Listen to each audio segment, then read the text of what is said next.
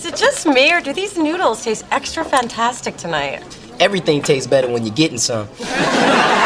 Which explains why my noodles suck.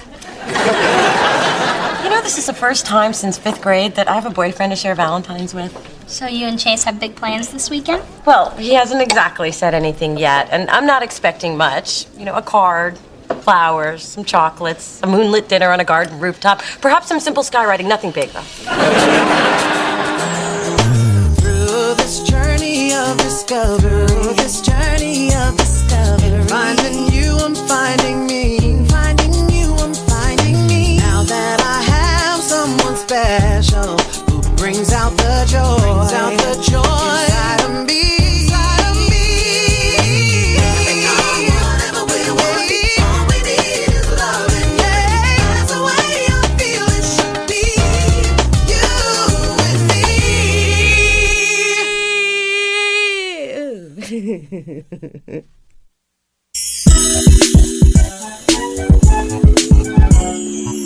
Well, this is my first Valentine's sans amour, but just because I don't have a man doesn't mean I don't have a plan.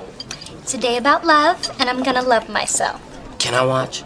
Can I watch you watch? You know, Dee Dee, I wrote that Love Myself speech, and it sounds just as pathetic coming from you. So what about you guys? I'm just gonna hit up a club after 11. Anybody still on their own at that hour on Valentine's is pretty easy pickings. As for me, I'm hooking up with Franco again. We've agreed to spend every Valentine's together if we're still single. This'll be 10 years running. Franco's such a loser. Then stop seeing him. But he's gorgeous and he'll be naked before I unlock the door. God, I can't wait until he gets here. Hey, Jenna. Did you get that candy from your Valentine? No, I bought it to taunt the models at my agency. Those tall, skinny coat racks. The only reason they're in a good mood lately is because they all have boyfriends to be with on Valentine's. Yes, well, who doesn't? Only ask me. I'm sure I'd rather have a man, but you know, at least I'm not lying about how I'm gonna love myself. Katie, I told you, this is a sports agency, okay? We do not have tiny little hearts hanging from the desks. I see you're a morning cup of joy, as usual. Maybe you could show a little more kindness since the season of love is upon us. Oh, no. Yep, you caught the sickness just like the rest of them. Love, love, love. Blech. You know, people like you make me want to put half cream, half cyanide in my coffee. You really could stand to embrace the spirit of Valentine's. Thorne, it is an artificial holiday. I mean, it's not like we're acknowledging the birth of the Messiah, or the resurrection, or the return of the great pumpkin. No. It's all about men buying expensive things for women who then turn around and break their hearts into millions of tiny little pieces. Ooh, I'm sensing a little Valentine's Day massacre in your past. My fiancé broke up with me on that day. I don't care to discuss. Well, Brett, maybe your heart would heal if you would give yourself over to the holiday. Yeah? Well, you know, I think that people in love should just give themselves over to a cliff. Have a nice day. Or a bad day. Doesn't really matter.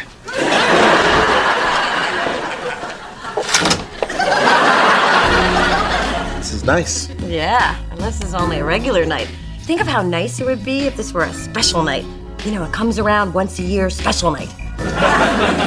Maybe any night with you is special. Oh, that's sweet. But if there were a really special night, say sometime soon, what would be your idea of a good way to celebrate it? Every time I look in your eyes, it's a celebration. Doesn't get any better than that. Oh. But if it did? You know what? I promised I'd help close the bar. But I'll be in Napa on Friday, but be back for the weekend. So don't make plans. Because you made some? Sure. We'll grab a pizza or something. Bye, beautiful. And bye, beautiful's beautiful mom. Marry that man now. Such an incredible guy. Almost as good as my sweetie Glenn, who has declared it Valentine's week. This was today's gift. Where's the bottom to that? Actually, I thought this was a bottom. But who cares? It'll fit around something. Why do I ask questions that I don't want the answers to? Because I raised you to be curious and not grumpy like you are now. What's going on? I don't think that Chase has made any plans for Valentine's Day. Well, what we used to call pathetic, we now call empowerment. So take the initiative. Make your own damn plans. Well, is that what you're doing? Oh, no, my man loves me. And Brett's been in such a bad mood lately, he's making everybody miserable, especially me. I've got to get him off our backs, especially mine. Oh, this one is simple. Brett obviously needs female companionship. Maybe you can help him find a lady friend. Mom, that is not the answer to everything. Of course not. Tasty alcoholic beverages are the answer to everything. In my experience, when men are cranky, they need some hanky-panky. And in your father's case, a little spanky.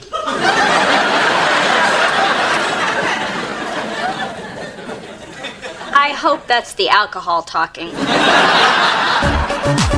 Delicious really needs a hit record, Spence. That's why I'm hoping our project with Smooth Vinyl works out. Spencer speaking. Now it's your turn. Naomi, girl, what's up? How are things at Smooth Vinyl? Naomi Dawson again? You'll have it tomorrow. Ciao, Bella. Ciao, Bella? Naomi brings out my international side. Yeah, well, she brings out my ugly side. And I know that you have to work with her on the marketing, but I just want to make sure she doesn't try to steal Adonis like she stole Big Fat Slim Jim. Hey, just because Naomi signed more artists than you doesn't mean you have to hate. And Mona, you are hating. My problem with her is strictly professional. She does this for the buyers and this for the programmers. The girl's a big old tease. I'm cool with all of that.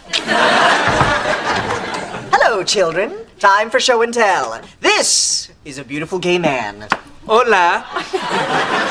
His name is Franco, and he's mine for the weekend. Hey, I'm Spencer. Hi, I'm Mona. It's nice to finally meet you. And Mona, if you come to my salon, I could do wonders with your hair. Well, maybe not wonders, but I could do better. I hear you're from Miami. What's happening down there? You a native? No, I'm originally from the Twin Cities. Sodom or Gomorrah? That just gets funnier every time you say it. Mona, do you mind if I use the loo? Oh, it's up the hall to the right. Just push my lacy things aside. I sure will, right after I try them on. I just like to shock the straighties.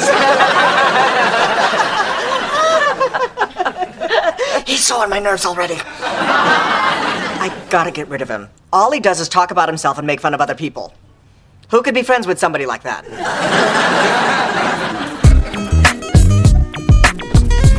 Hey, Jenna, I have a proposition for you. Oh, sorry, Dee Dee. Even if I were desperate enough to switch teams, you're not my type.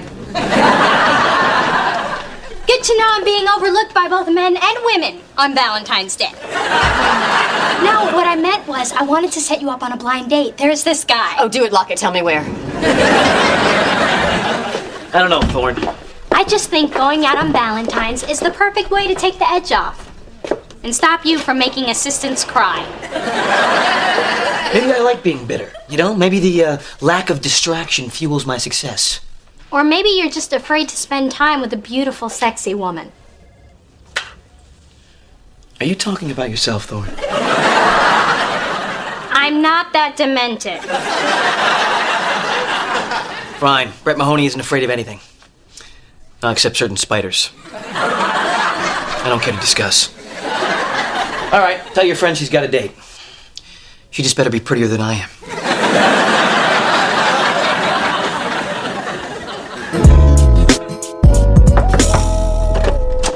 Hey, I wasn't expecting to see you till Saturday. Well, I missed you. Plus, your sofa ate my nano again. It must really like Kanye. What's this? Oh, you weren't supposed to see that. You're booking a candlelight dinner on a boat? Yeah, it's a surprise for Saturday. Surprise! So you made Valentine's Day plans for us? Well, yeah, I mean, you didn't seem to have any. So here's the rundown. We are picked up by a limo and driven to a boat. We will take a moonlight cruise where we'll enjoy dancing and dining. Then a limo ride home where we'll indulge in passionate sex with Valentine's theme protection. Followed by morning after French toast. So did you schedule a kiss too? Well, I was thinking after the crystal, but before the body gel, and somehow I don't think that's what you mean. So you just assumed that I wasn't going to do anything special for our first Valentine's Day. Oh, I didn't assume. I was pretty sure. Wow. That says a lot. And I'm not just assuming that. I'm pretty sure.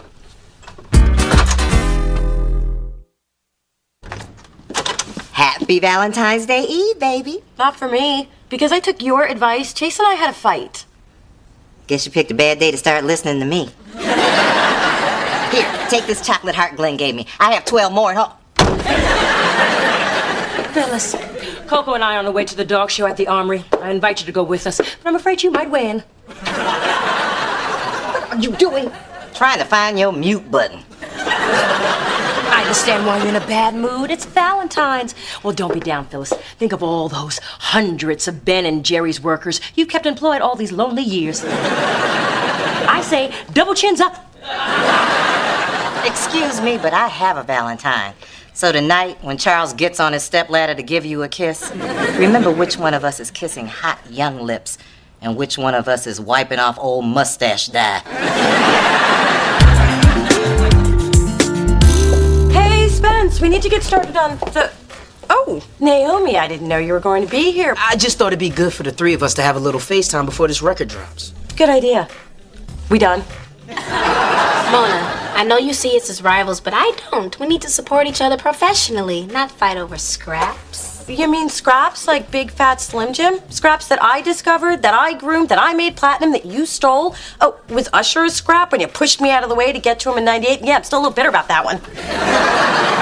Girl, there's a reason why they call the past the past. I mean, why compete when our careers aren't even on the same track? Yeah, Naomi's in charge of A&R and marketing in her label, and she's gonna be on the cover of Vibe next month. Well, la-dee-da. Spence, you don't have to brag on me. You know, Naomi, there was a time when I just smile and let your arrogance slide, but that time is not now, so get your ass up out my chair. Well, this has been excruciatingly uncomfortable. Kind of how Mona's feet must always feel. Be mine.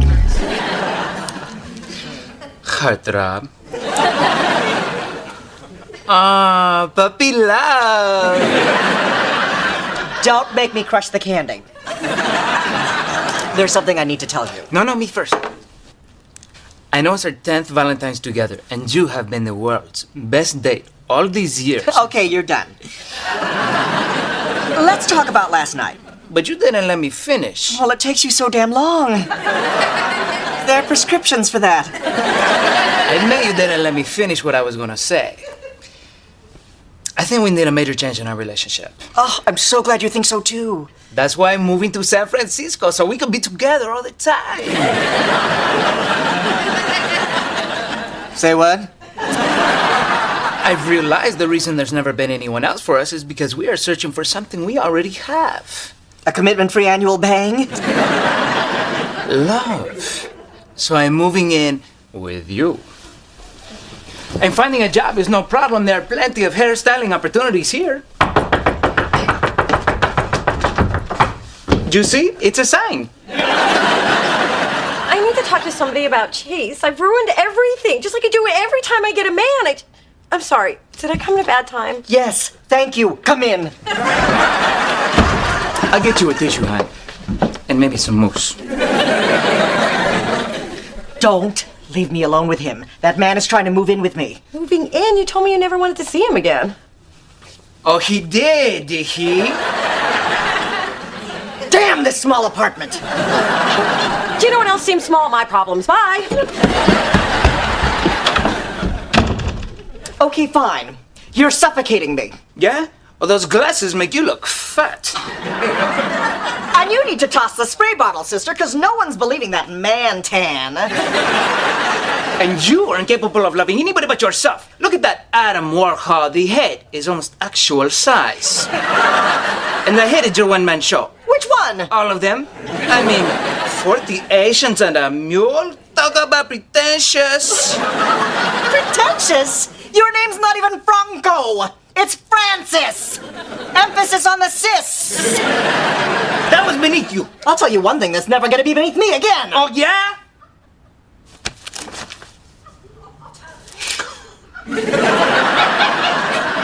Okay, this doesn't mean I'm not still mad at you.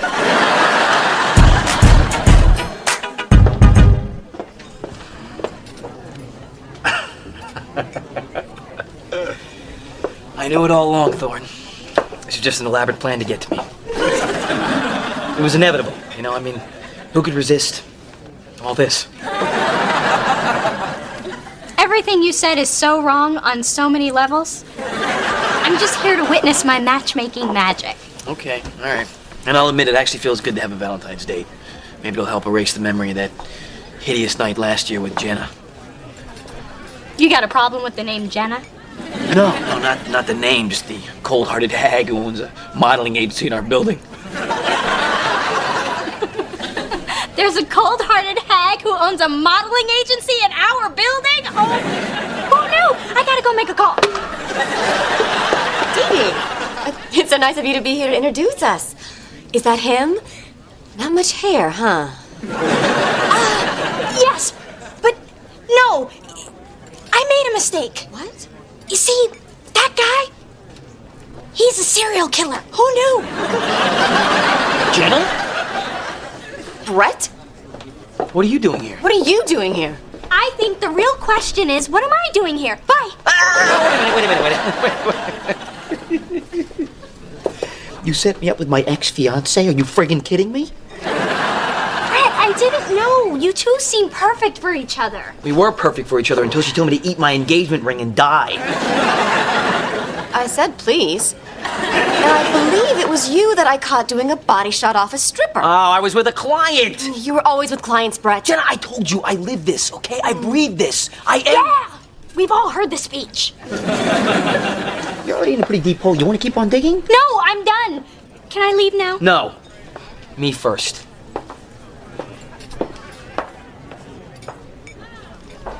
If we kill a few hours, my friend Spencer will be here trolling for losers.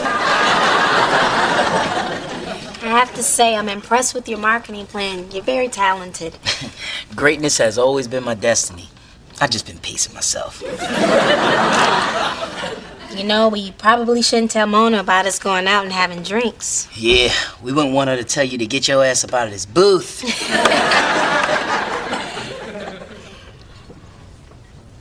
I'm surprised someone as cute as you doesn't have a date tonight. I was gonna say the same thing to you. Although it is Valentine's and we are out together. So I guess we both do have dates. I guess we do.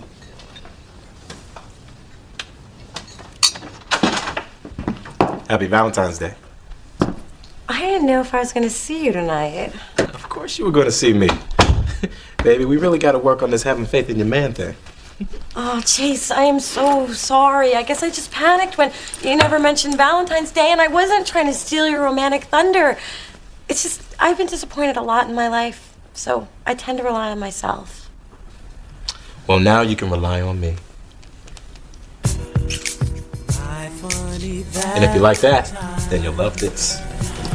I already packed your bag, and I'm taking you somewhere special for the weekend. Oh, where? Tell me, where? Do you trust me, Mona? I trust you. Then I just got my gift. I think you should stay, 'cause every day will seem to be Valentine's, yeah.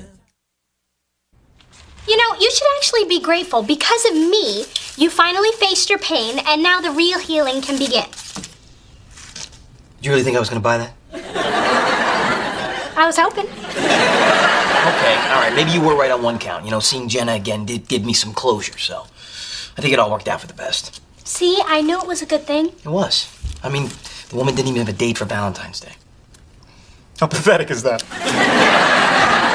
Oh, somebody had a good Valentine's. Indeed I did, but how did you know? That smile on your face? I know that smile. I've given lots of women that smile. So what lucky woman is wearing one today because of you? It was just me and my cat Smokey on the sofa this year. Gotta give the Bay Area babes a breather every once in a while. Couldn't find a date, huh? Not even with cash. This is my worst Valentine's Day ever. I would have had more fun donating bone marrow. Same time next year? You've got a date.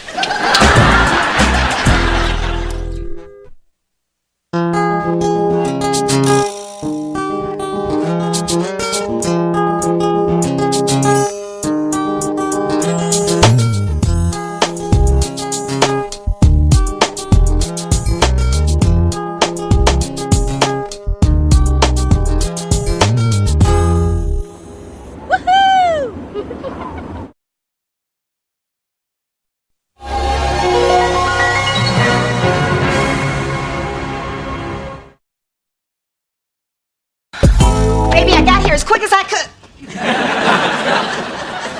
You're not baby. Where's Mona? In the bathroom? Oh, she's probably back there crying her eyes out over losing her job. That poor thing. Hey, Ma. Ooh, you look nice. I thought you'd be a wreck. I knew you'd be a wreck. Why aren't you a wreck? What good would that do? Besides, I think everything's gonna be okay. You seemed pretty upset a few minutes ago. I was, but I had a revelation. In the bathroom. Yeah? That's the way I do my best work. It was sparked by something Dee Dee said. The thing about closing the bathroom door? No. The one about how things happen for a reason. Really? That? Because I was just vamping there. But you were right. See, I need to look at this as an opportunity. I mean, now I can get a job with a better record company where they'll treat me like the bitchin' record executive I am. I rock. Through this journey of discovery, finding you, I'm finding me, finding you, I'm finding me. Now that I have someone special who brings out the joy, inside of me.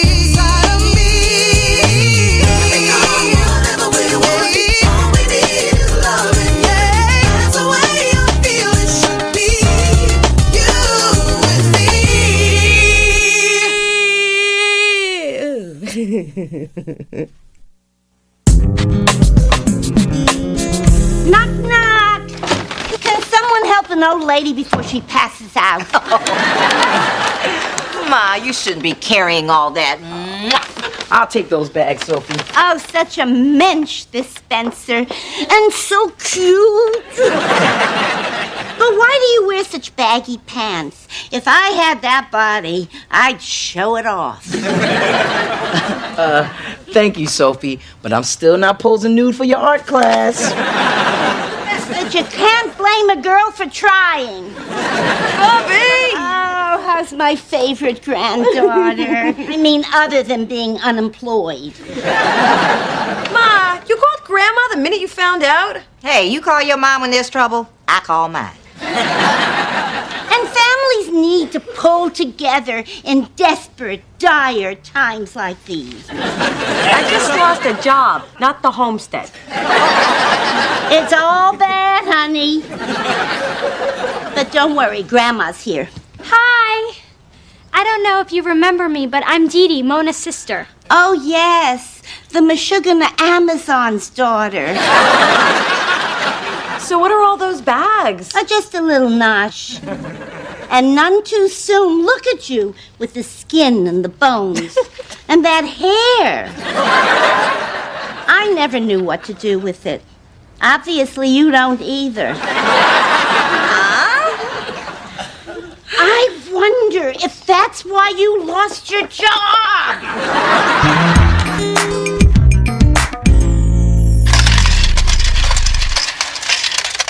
Who knew a bottle this big only held $236.51? That's all your savings? No. Oh, good. I still have my couch change. Mona, I can't believe you're broke. You're like the second half hour of Behind the Music. Hey,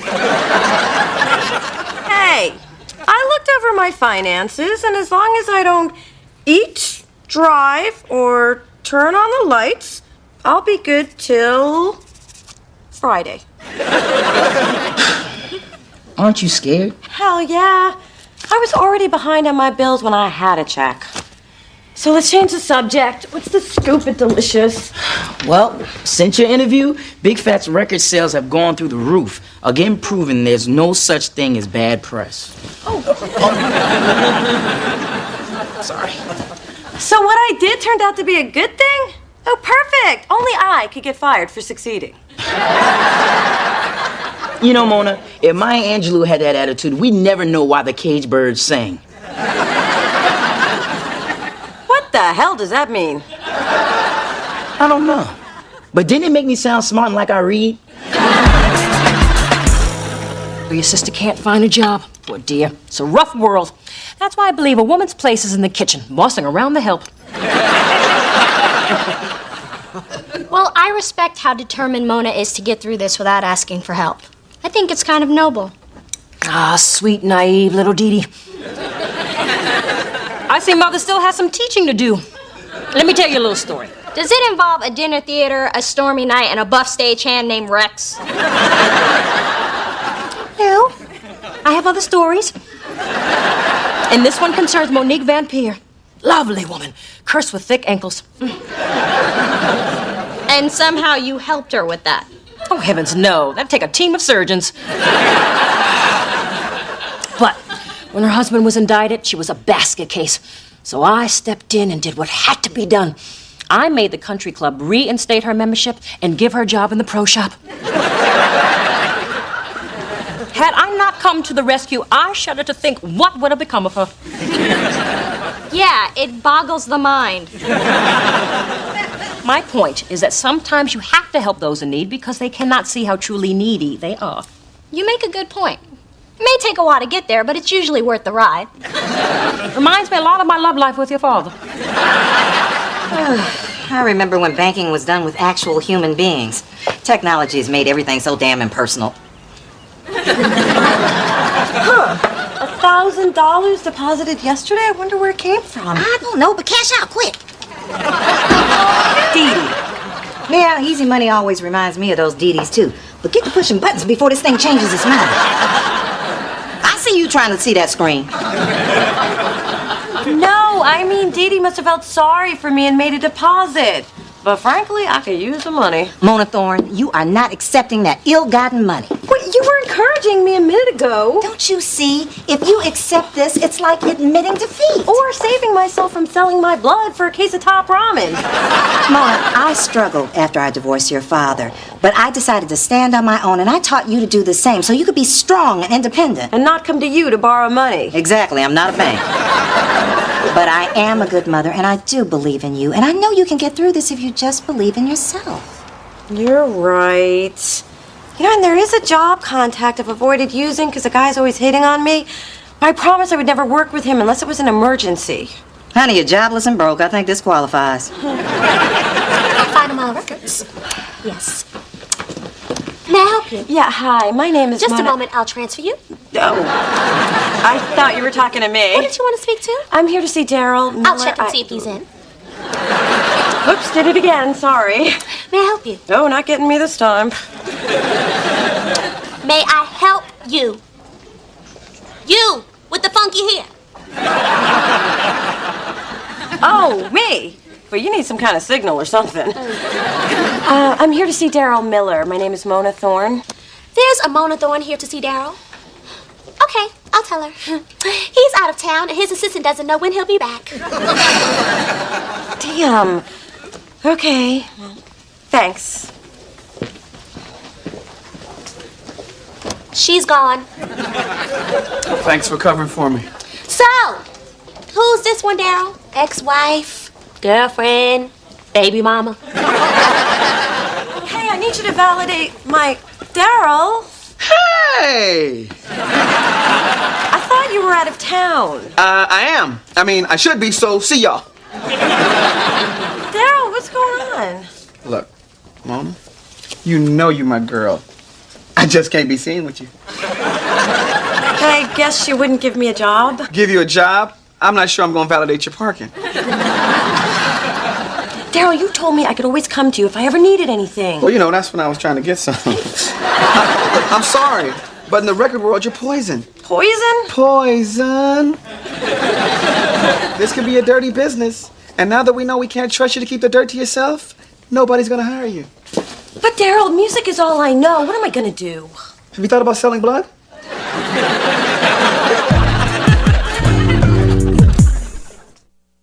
Mona, you can't keep hiding in here eating goobers and watching cartoons. I could if you just moved to the left a little. Here, baby, some nice matzo ball soup. Oh, thanks, Booby, but I don't think it's gonna help. Won't hurt. You know what they say, feed a fever, feed a cold. Starve a fever, feed a cold. Why would you deprive a sick person? She's not sick, Ma. No? Then why does she look so close to death? I'll go get the brisket. Don't mind her. She thinks food solves everything. Now you see where you get it from. Dee Dee, hand me the remote. Anna Nicole's on. She's the only one whose life is more messed up than mine. But $100? What the... Dee Dee? Wow, my remote just changes channels. Look, I appreciate what you're trying to do, and the bank deposit was a nice touch, but it just makes me feel like an even bigger loser. I was just trying to help. If you want, you can put some cash in my account. My ego doesn't have issues. Level, everyone. Oh, I see you've honed down your makeup kit to just the absolute essentials. And here I was worried you'd think this was lunch and attack. Mona, I didn't know you knew RuPaul. Gee, you know very well who I am, Sophie. Oh, I know. I just don't like to use that kind of language. Brisket in 5.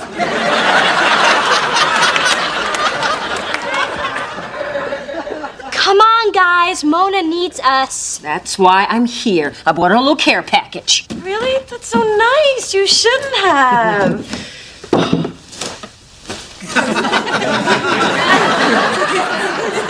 Really, you shouldn't have. The lamb chopper was nothing much. Just a few frocks from last year's social season. My hairdresser already passed on them, so I immediately thought of you. Funny, I just saw Bigfoot Unleashed, and I immediately thought of you. Well, I'm off to do even more charity work. I am giving fashion makeovers at a soup kitchen. I always said the downtrodden really poppin' red. Ta-ta! That's what I am? Charity? No, you are not. Mona, that is not what she meant. Doesn't matter. I am pitiful. You know, if I could just get to Big Fat, then maybe I could beg for my job back. But he won't take my calls. He won't see me. I am done in the music business. Don't say that, Mona. You don't think it's true? Oh, it's true. Just don't say it.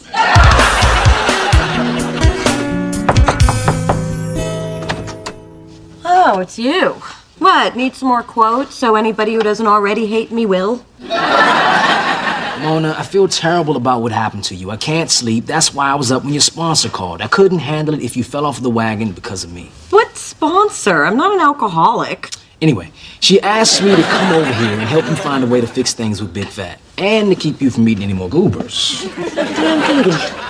Look, Mona, I'm sorry about all of this, and I'd like to make it up to you if I can. I do feel partially responsible. Really? Because I feel you're totally responsible. But since you're offering, how do you think you can help? With Big Fat or with the drinking? So this is a chance to tell your side of the story. What's the skinny on Big Fat? You know, I'm just a young, misunderstood white boy trying to get paid. Maybe starring a sitcom. You know LL had that one. Yeah, no doubt. He's gonna get a sitcom, and we all gonna be in it, baby. Except you, Buzzy G. You ain't funny, man. That's right. I'm gonna be a producer. Give some notes. Now, before we get to the meat of the controversy, there's someone outside. And the one thing she wants more than anything in the world is just a few minutes of your time. Is she dying or something? I don't want to kill my buzz. I just got it. Just hear her out.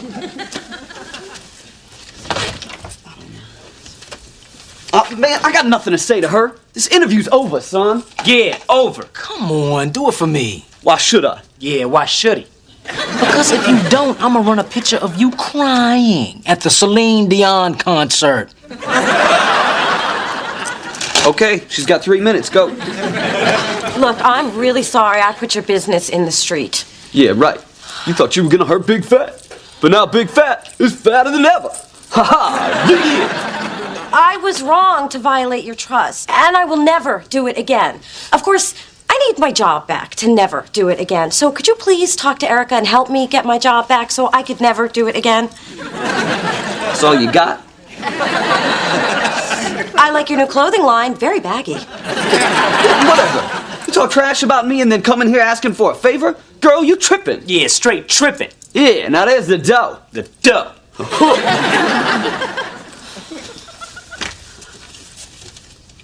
Yeah, look. The fact is, everything in that article was true. You are an inconsiderate, egotistical misogynist. Look it up later. I'm on a roll here. Now, the real reason you're upset is because you've been getting away with this bad boy behavior for years, and somebody finally called you on it. Now, the truth is, you should be thanking me for boosting your sorry-ass record sales. I got you pressed. That's my job. Or at least it was. Now, I'm gonna go before I tell you what I really think of your cheap-ass Sean John wannabe clothing line. Ta-da! Yoo-hoo! It's me with more staples.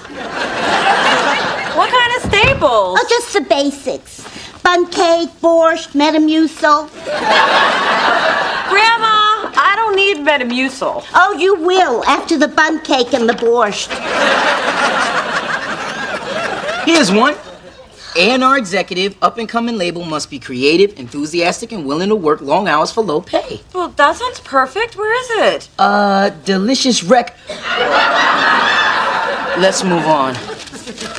Look, Mona, whatever happens, I'm glad you stood up to Big Fat. You may not have a job, but you have your dignity, and that's priceless. Really? Because if you give me $50 for it, it's yours.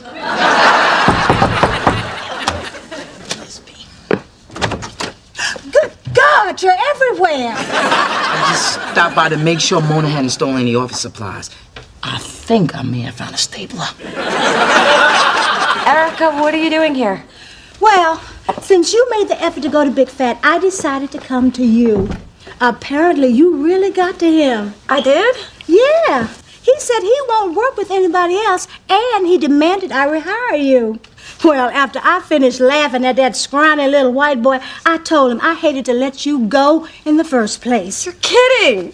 Am I a woman who jokes? No, not usually. No, not ever. So you coming back? Am I? You bet I am.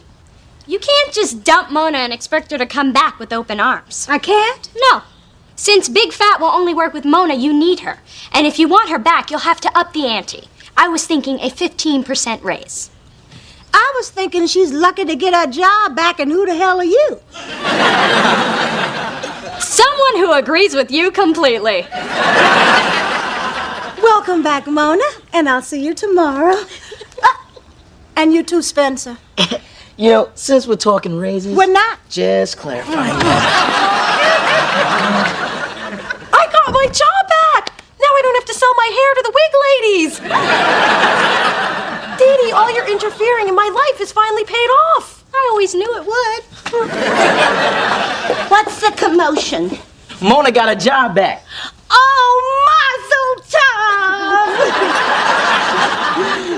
tov! Now you and Spencer can get married and put a roast into that crock pot. Grandma! What? You could do a lot worse. He reminds me of your grandfather. Oh, 'cause he's sweet and caring? No, 'cause he's cute and black.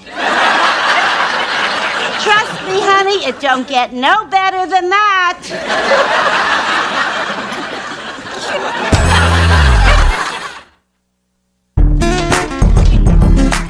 Welcome back, yo. Thanks, Big. I appreciate what you did. Well, I like how you stood up to me. I respect that. I need someone like you on my team for reals. In fact, I'm thinking about making some changes in my lifestyle so I could be worthy of your respect, too. Oh. Oh. What's up? What you think? Did I just see Big Fat squeezing your Charmin? Both roles. I guess some people don't change. But I realized something. This business may not be perfect, but I love it, warts and all. And someday I'm going to be my own boss and change the way things work.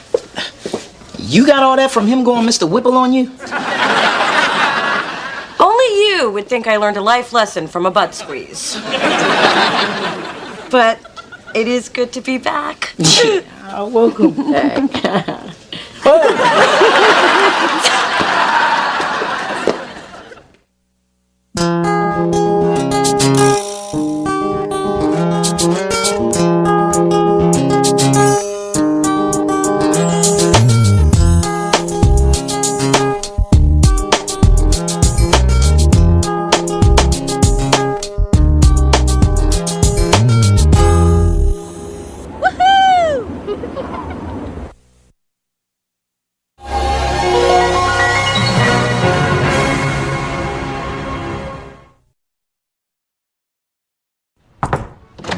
Honey, I brought up your...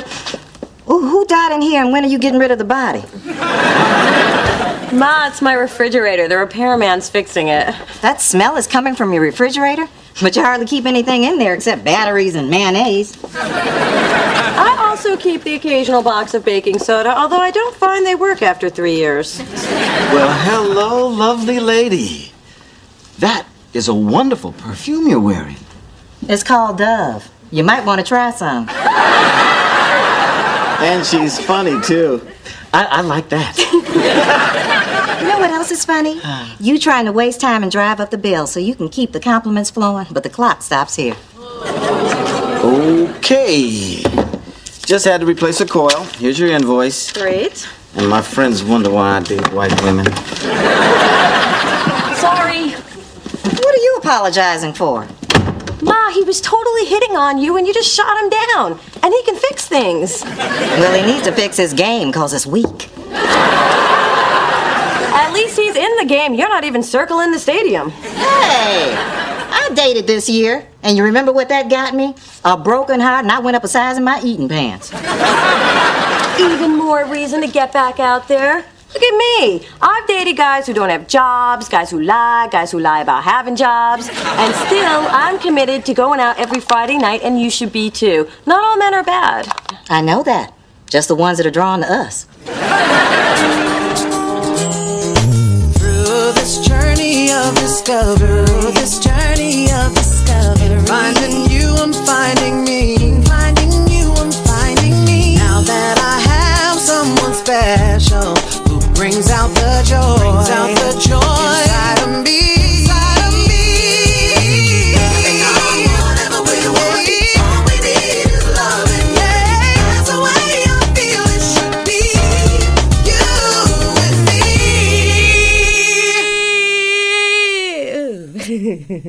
me. I want a daily report on the situation until it's resolved. I would tell your father to wrap it up, but I love seeing him so forceful somewhere other than the bedroom. You know how some things are better left unsaid? That would be one of them. I can't believe this tenant downstairs. He's 3 months behind on the rent. That mysterious guy in 3B? I've never actually seen him, but I know he lives there because Mona steals his Sunday New York Times. She likes to take it to breakfast to look smart. Yeah, well, she's gonna have to start getting her own subscription because I'm about to begin eviction proceedings. Oh, those long, drawn-out eviction proceedings. Well, it's not all bad. I have been itching to transform one of these apartments into a closet devoted to Dee Dee's shoes and hats. Some great investment this building turned out to be. Now I have 3 tenants that don't pay rent. But Dad, with Mona and me living here, you know that we're safe and happy and developing a loving sisterly bond. Can you really put a price on that? Yes. $1,200 a month for Mona's and $2,650 for yours since the remodeling. Well, I can't help with the rent, but I can help with the eviction. We just covered this in property law. I can deal with this situation aggressively and with big, scary sounding words. And there is no one more aggressive than Dee Dee when she is backed into a corner. She growls, shows her teeth, arches that back. Wait, that's Coco. It's nice of you to offer, baby girl, but I think I need to get somebody that knows what they're doing. Excuse me? I know what I'm doing. I know you're disappointed. But remember, sometimes we must smile through our sadness, just like your father did when he was married to Phyllis. Yes? Hey, Mona, check out this cool eviction notice I just made. Dad is gonna take me so super serious after this. I don't know, Dee Dee. Dad told you to stay out of this, and this isn't the first time you haven't listened. Do you remember the fish incident? Dad told you to stay away from his saltwater tank. And for our entree, fish sandwiches. Enjoy. Ew! Where'd you get this? I scooped them out of the fish tank, just like at the fancy restaurants. My yellow goby? Ooh, Dee Dee, you're gonna get it. Mona, how many times have I told you not to let your little sister out of your sight when I'm not around? Yeah, Mona. How many times? Technically, you were supposed to be watching me. Look, I know what I'm doing with this tenant. If he listens to reason, I won't even need to use this phony eviction notice. Well, could this whole process wait till after Sunday? I don't want to have to pay $5 just to find out the answers to last week's crossword. Okay, I wouldn't normally ask for compliments, but I am still recovering from jamming a mascara wand in my eye. How do I look? You look good enough. Huh. Well, luckily I'm meeting Sammy at Bar Deluxe, which is dimly lit, therefore very Mona-friendly. Well, I hope there's a repairman in here, because I got something that needs fixing. Damn, Phyllis, you look hot. Spencer? Don't interrupt him while he's talking. Yeah, but lately he seems to always be complimenting you and creeping me out. Besides, I'm good enough and she's hot. What's up with that? Hey, I grade on the curve. So, where you going with your fancy self? Wherever you're going. I'm taking you up on your offer to go out Friday night, and it's Friday night, so let's go out. Oh, I thought we'd go out like you'd go one place and I'd go another. Well, that's not what I thought, so let's go. Oh, and you're driving. Mama might want to have a drink or two. Come on, Mona, go out with your moms. You're the one who encouraged her, and who knows, maybe she'll pay. And she did dust off her Matrix outfit. But if I don't take her, I'll never hear the end of it. And I'll never get to watch all the stuff I recorded on your TiVo. Okay, Ma, let's go. Ooh, I can't wait to get down with my bad self. It's times like this I'm glad my mom lives 3,000 miles away. Come on, Mona. Phyllis, what an exciting ensemble. Where are you going, 1983? Yeah, so while I'm there, I'll say hi to your original nose, jawline, and teeth. Ah, the barren can be so bitter. And the fertile can be so fat. I'm pregnant, Phyllis. At least one of us can prove they've had sex this year. Let's go, Ma. They have free hot wings at the bar before 9. Ooh, you are lucky I like hot wings.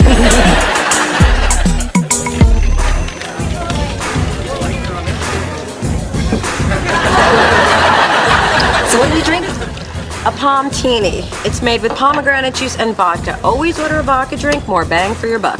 That's my thrifty baby. Hey, a table's opening up. Let's sit over there so we can watch people. We didn't come here to watch. We came to turn the beat around. Okay, don't date yourself or nobody else will. And second, don't leave your drink unattended. I might drink it. And always leave by 1:30. And why is that? Because after that, a fight always breaks out over the last single guy at the bar. And I'm tired of losing. I guess this is a lot to learn in one night. Honey, I was working the scene before you were a twinkle in your father's eye. How do you think you got here? Unplanned pregnancy? Don't remind me of sex with your father. To kill my buzz before I even get it. So what do you do next? Well, I wait for my first drink to kick in. Then I make a lap around the bar to check out the perspectives and let them check me out as I wiggle the goods, all while holding in my stomach. And it goes a little something like this.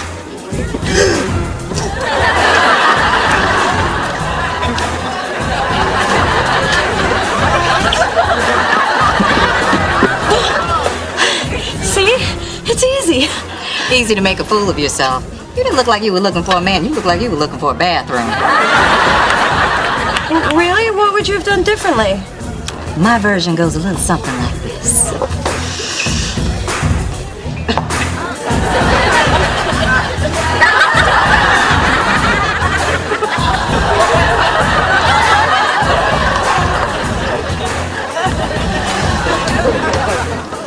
Well, if you wanted attention, you got it, George Jefferson. Just give it time. I couldn't help but notice that unique walk of yours. Well, if you like my walk, you'll love my dance. Watch and learn, newbie. Ian Rogers. Dee Thorne, fellow tenant, second-year law student. Oh, yeah. Your sister steals my paper. I have no knowledge of that. But I was hoping you might have a few minutes to chat. Absolutely. Come on in. This place is lovely and very well decorated for a deadbeat. Ah, cutting to the chase, are we? Yes. And I see you've got a disconnected smoke detector, you've pulled up the carpets, and you've got faux painted walls, all which violate your tenant agreement, but came out beautifully. You know, if you find rental infractions such a turn on, you should see my kitchen. I have an indoor grill and no vent. Maybe later. Like tomorrow, when you're moving out. I've got an eviction notice right here, but I'd rather it not come to that. I wondered how long it'd be before you were here doing your daddy's dirty work. But then butting in really is your way, isn't it? Have you been spying on me? Oh, please, you people play out half your lives in the hallway. You might want to try solving your family drama in your own apartment. Hey, this isn't about me. And I suggest you cut your losses rather than face my father in court. Well, then I guess I have no choice. Wow. Fix this in 60 seconds. Think I'll treat myself to a manicure. I mean, you leave me no choice but to report your father to the Housing Commission. What? I know all about the violations committed to redo your apartment. I have no knowledge of that either. Let me refresh. You turned an attic into a one-bedroom apartment without permits for a full kitchen, jacuzzi tub, or skylights. And how do you know this? You're not the only one who's nosed around. So let me tell you how it's going to be. You back off, or you're going to be sorry you ever showed up at my door. The fines for your father will be plenty more than a few months' rent. And I'd hate to add fraud charges for that fake eviction notice. You wouldn't want to visit your daddy in jail now, would you? Guess all I can say is, see you at the tenant potluck.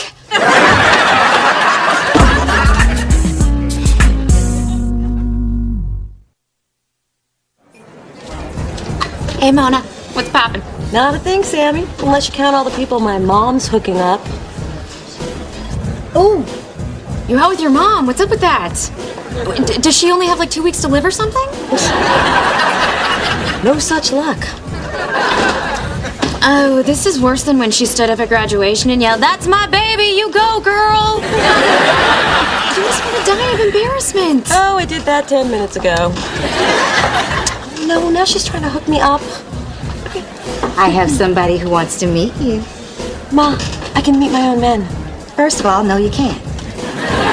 Second of all, I was talking to Sammy. Sammy, this is Jason. Oh. I always thought your mom was really cool.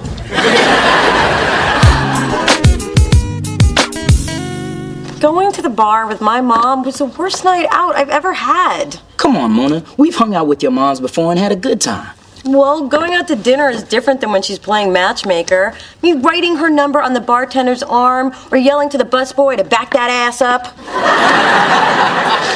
Damn! I can't believe I stayed home catching up on the sex ed channel. Just making sure there's nothing new I didn't know about. There wasn't. Now, what did you do while your mom was partying? I guarded the purses. You guys are not gonna believe this. I really screwed things up with that tenant in 3B, and now that squatter's threatening to send Daddy to the big house. Have you people seen Oz? Dee Dee, all you need to do is tell Dad what you did. The first step is admitting you're wrong. I have no training in that. Besides, if I don't fix this, then Dad will always question my abilities. See, this is what helping does. It messes everything up. 1 second, you're giving innocent advice, and the next thing, your mom's in her skin-tight pants wearing her Saturday night ponytail. Mona guarded the purses tonight. Ah. Mom, can I talk to you about something hypothetically? Sure. So, I have a friend who's created a bit of a mess. So this friend was doing his or her best to please his or her parent, and now his or her behind is on the line. So you got involved with that tenant, huh? I thought I could get the guy out, but he was sneakier than I am, and now I'm wondering if I have what it takes to be a lawyer. Of course you've got what it takes.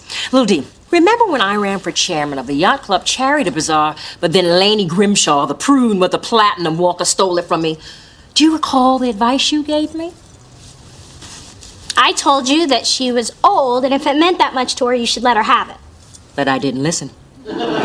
Instead, I snooped around until I discovered that Laney was using the walker as part of an insurance scam and to get the big stall in the boathouse bathroom. You see what I'm telling you? I think so. Sometimes you can't follow the letter of the law. You gotta follow your gut. And if you're dealing with dirt, you gotta play dirty.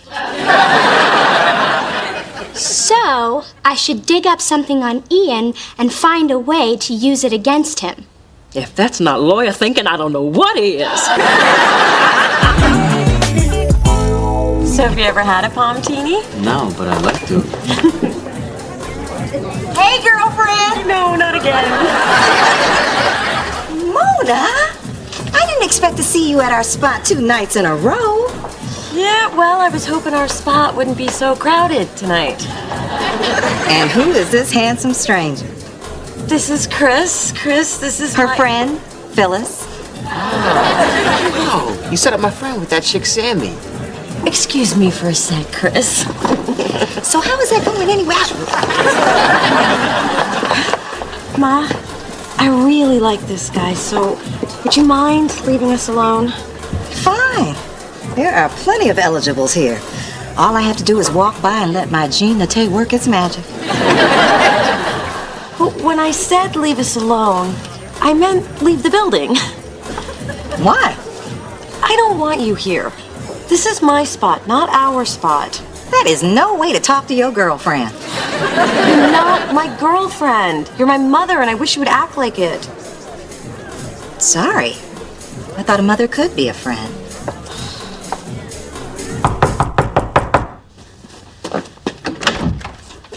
Dee Dee, come in. I would say this is a surprise, but there was no denying the vibe between us the other night.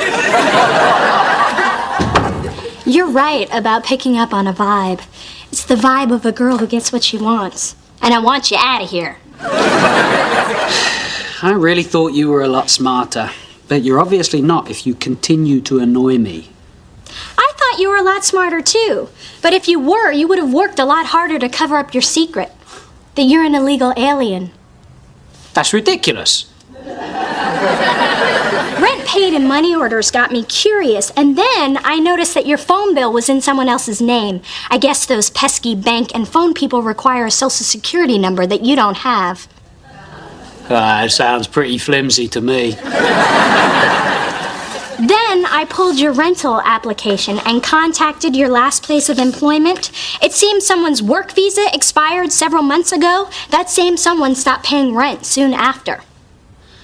I think I need to sit down. I think you need a new place to live. By Friday.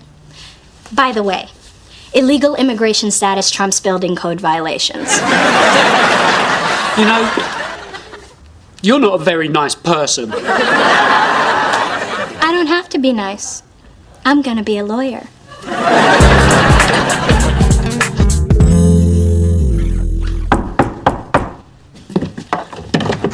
Don't worry, I'm not staying. I just came to get my hanging out slippers. Since we're not going to be doing that anymore, I figure they don't need to be here. Ma, I'm sorry. I didn't mean for what I said to come out that way. The thing is, as much as I love you, you're kind of cramping my style. And the little style I've got can't afford to be cramped. Well, you were the one who told me to get back out there. But I didn't know you were going to go there with me and you were never going to leave. Imagine Grandma out clubbing with you. Oh, baby. Can you ever forgive me? Yes. And I love the fact that you're still a vibrant, fun-loving woman. I just think that you could be vibrant and fun-loving somewhere else. And to that end, I did a city search online and compiled a list of all the bars for people over 40. It's called The Last Stop. I appreciate the effort, but I think I'll do my own search. In fact, I think I'm going to start right now. You got all those phone numbers from the guys at Bar Deluxe? Yeah, and a few at Baskin Robbins. Hey, I was really upset about what you said to me.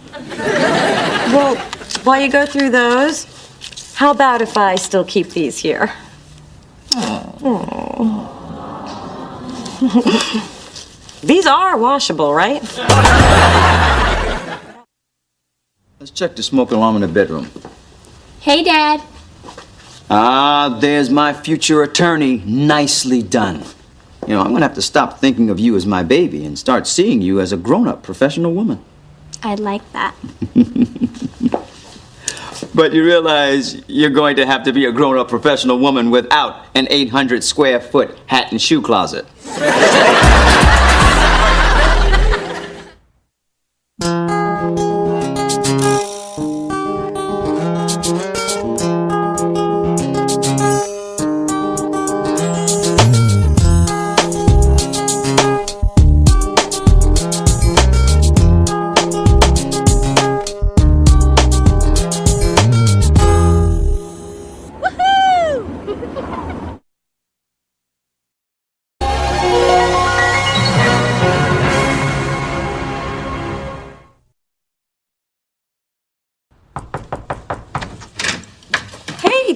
I'm not interrupting anything, am I? No, Melonball, I'm just leaving. I'm going to meet Drew and the nanny at his new Mommy, Nanny, and Me class. He got kicked out of his old class for throwing his juice box at another child. Nonsense. The reason Drew left because he was understimulated and needed a more advanced group. That's the official story, and we're sticking to it. He drew blood. You say blood, I say grape juice. Official story. Wow, I wish my mom had rewritten some childhood stories about me. Instead, she told my problems to anybody who'd listen. Oh, that's just part of Phyllis's charm. Actually, that's all of her charm. Through this journey of discovery, finding you, I'm finding me. Finding you, I'm finding me. Now that I have someone special who brings out the joy, inside of me.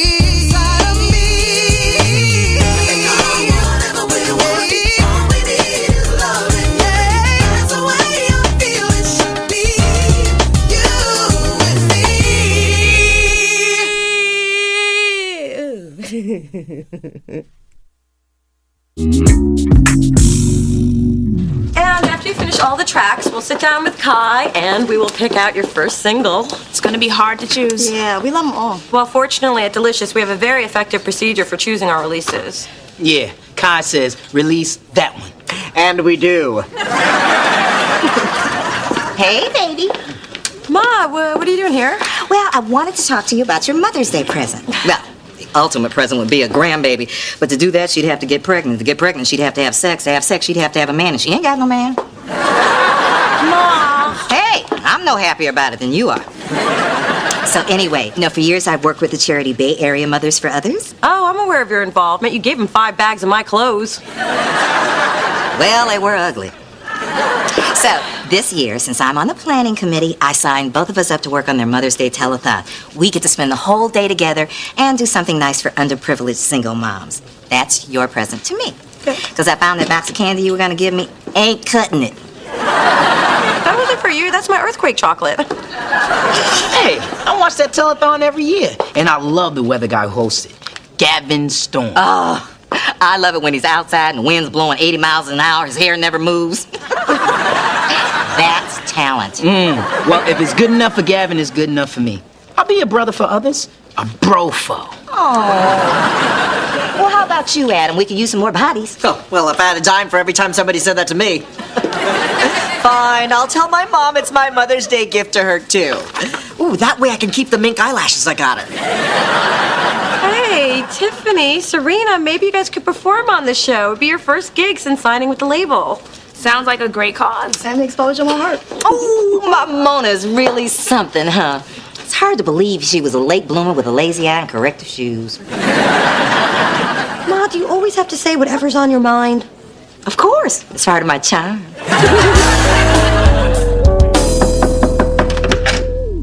Look who I found hiding from your mother in the hallway. Oh, Daddy, did Mother drag you out shopping again? She's at the boutique down the street. She said she wanted my input. What she wanted was my wallet. Well, I'm glad you're both here. I've decided that Mother and I are going to volunteer for that telethon, too. That is, if you all don't mind. Mine? You giving of your time instead of spending my money? I love it. Well, Mothers for Others is a good organization, and I can always use some more charity points on my resume. Well, do you think your mom will do it? Oh, Mona. Telethon means televised. She will break out her best wig for this puppy. That's my accountant with a 911 page. Your mother must have moved on to the jewelry section. Here, take my wallet. If I don't have it, maybe I can slow down the spending. Daddy trusts me with this? What was he thinking?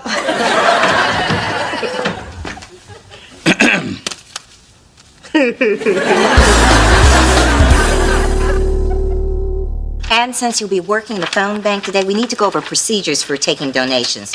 Now, first, we'll talk about how to deal with annoying people. Hello, hello.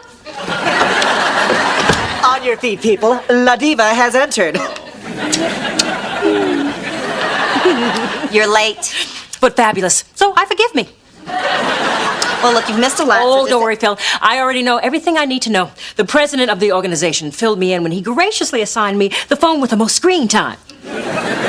You spoke to Kwaku? I can't even get his secretary to answer my email. Wait a minute. You bribed him with a big donation, didn't you? Well, you say bribe, I say gently urged. Can we just get back to the meeting? Absolutely. But can I just say, these refreshments are not acceptable. When I chaired the Tucson March of the Dimes, we did a smidge better than instant coffee and snack mix. Well, I'm sorry we don't have your breakfast liquor, but feel free to pull out your flask. Now, come on, people, can we just focus? I'm sorry, Phil. We can't hear you. Can you turn down your outfit? These needy single mothers are counting on us. And you are the woman to lead us, as being needy and single has always been your specialty. And you can help with the pregnant and single women since that was your specialty. What? Ma, this revelation shrouds my idol in a hideous scandal. I never loved her more.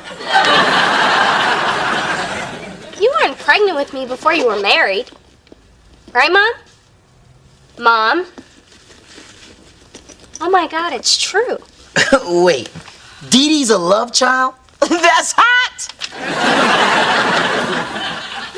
So, that story you told me about being conceived on your honeymoon in a cabana on a white sandy beach in Montego Bay wasn't true? Well, your father and I did have Jamaican jerk chicken that night. I can't believe you would keep something this important from me. Dee Dee, honey, you have to understand, Dee Dee. Okay, thanks everybody for coming. We'll see you this afternoon at the studio. Wait, I'm confused. Okay, see, Big Dee Dee wasn't married when she and Charles got... I know that. I still don't know how to use the damn phones. Ma, I cannot believe you could be that insensitive. And I can't believe you ended my meeting that way. Well, I didn't want to say what I have to say to you in public because I have tact, unlike some people. And I know when to keep my mouth shut, unlike some people. Yeah, that big Dee Dee is a loud one. Not her, you. Hey, I've thrown that unwed and pregnant bomb at Big Girl plenty of times. One of my favorites. Especially like to use it during the holidays. Yeah, but did you have to do it in front of Dee Dee and a room full of strangers? Well, how was I supposed to know Jumbotron hadn't been honest with her daughter? All I did was tell the truth. Whether you knew it was a secret or not, it wasn't your truth to tell. Now look what you did. You hurt Dee Dee. And if you want truth, here's some. I'm fed up with you and your big mouth. I know you didn't just speak to me like that. That's right, because I'm not speaking to you at all. Come on, Dee, let me in so I can explain. I don't want to talk to you. Please, I'm begging. It's Mother's Day. I'm down on my knees. No, you aren't. Okay, I'm not. My Dior stockings would snag, but it's the thought that counts. Go away. Come on, Dee, open up. Don't make me use your sister's brawny shoulders to knock down the door. Mona's out there? Yeah, Dee Dee, I'm here. Maybe she'll talk to me. I doubt it. She refuses to even open the door.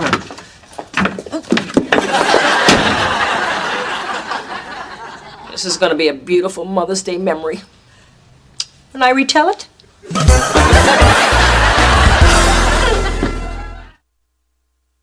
What are you doing? Getting rid of all reminders of my mother. Dee Dee, anger is one thing. Wasting a deliciously nutty liqueur is another. Suddenly I'm questioning everything. Were my parents really in love? Is my name really Dee Dee? Am I really a size 0? I'm sorry my mom told you. Though I always wondered if keeping it from you was the right thing to do. You knew? Would it upset you more if I did? Yes. Then I'm as shocked as you are. Mona, how could you not tell me? Well, nobody actually told me. I just did the math, and it wasn't my place to tell you. So everyone knew but me. How you must have pitied poor little Dee Dee, product of her parents' lust. It's not like it's such a big deal. Well, if it weren't such a big deal, then why is everyone treating it like a dirty little secret? Oh, it's a dirty little secret. I just said it wasn't a big deal.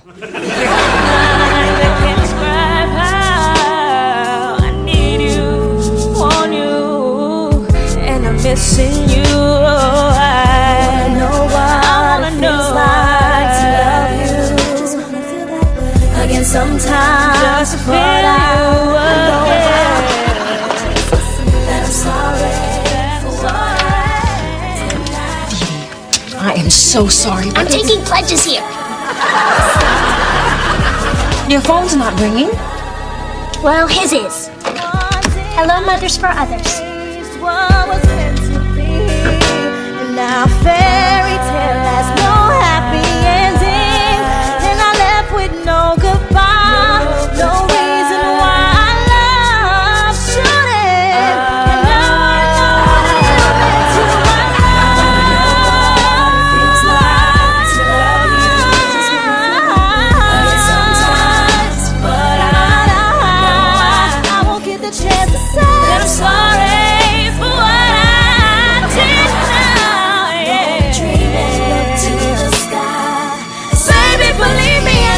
You hear my cry.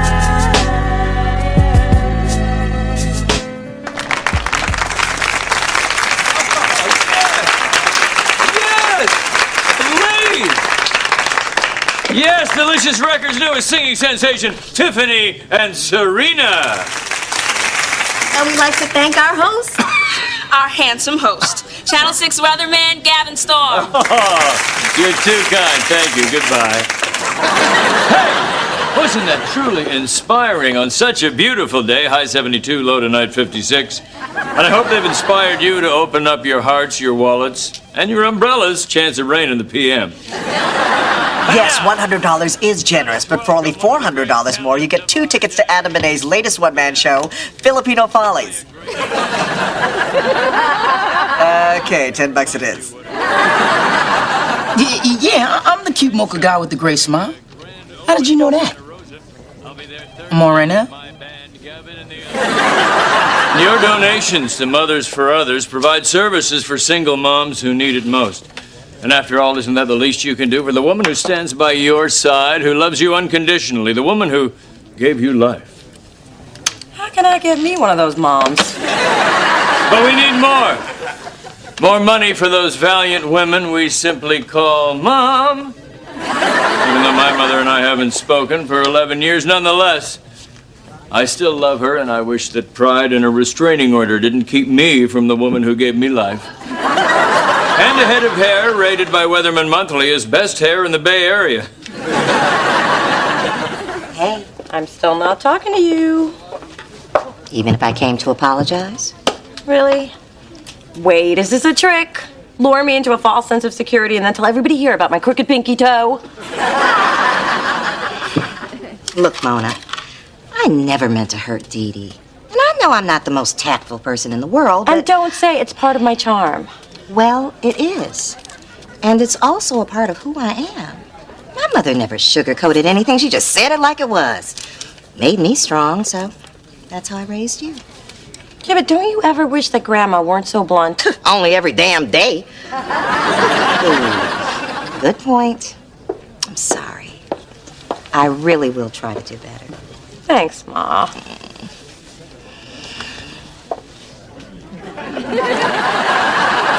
Sorry about you and your mother.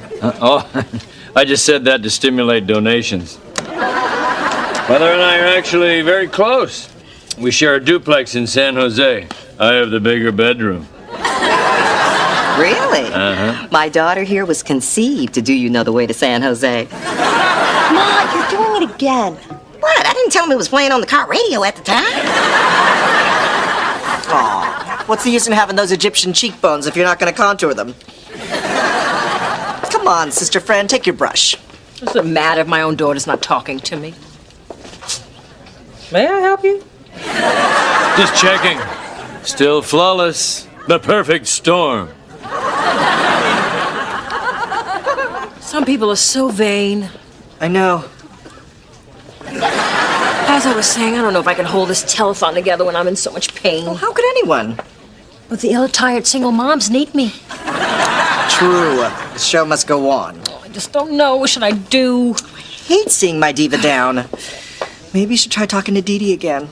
You know, this whole mother-daughter conflict has given you worry lines, and that concerns me. I don't have a line on my face. Could you find your own mirror?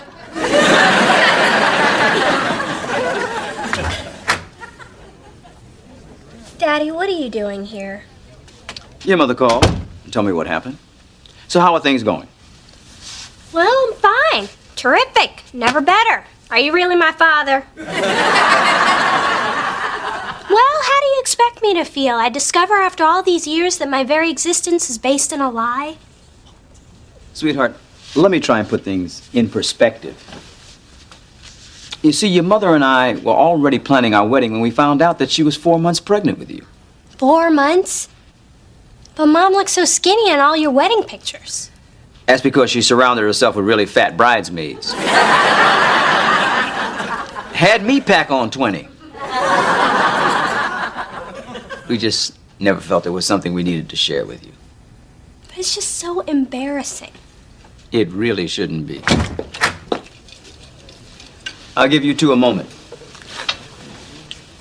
Just know I was the one that wanted to tell you.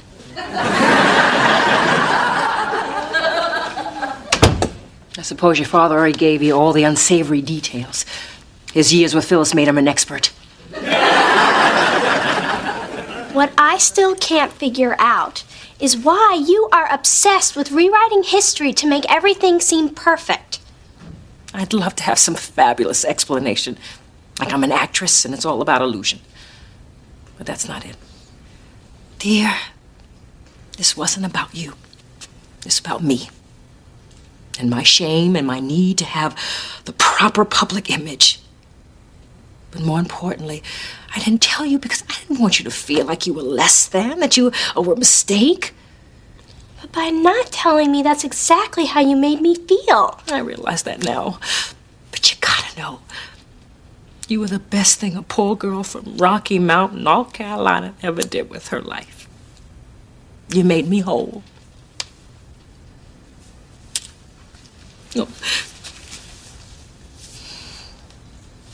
Mom, I appreciate you're trying to protect me, but I need you to promise me that from now on you're going to be completely honest. With you, yes, I'll try. But with your father, still gonna be by lie and deny. And as we approach our goal, let me remind you what a great cause this is.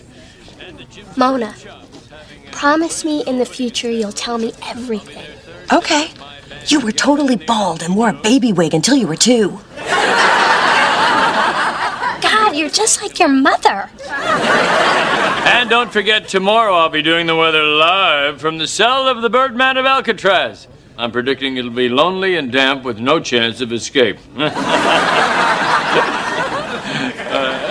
my pleasure to introduce an amazing talent and our biggest donor today, the one, the only, Dee Dee LaFontaine. Dee Dee LaFontaine? What? Did somebody say send in the clowns?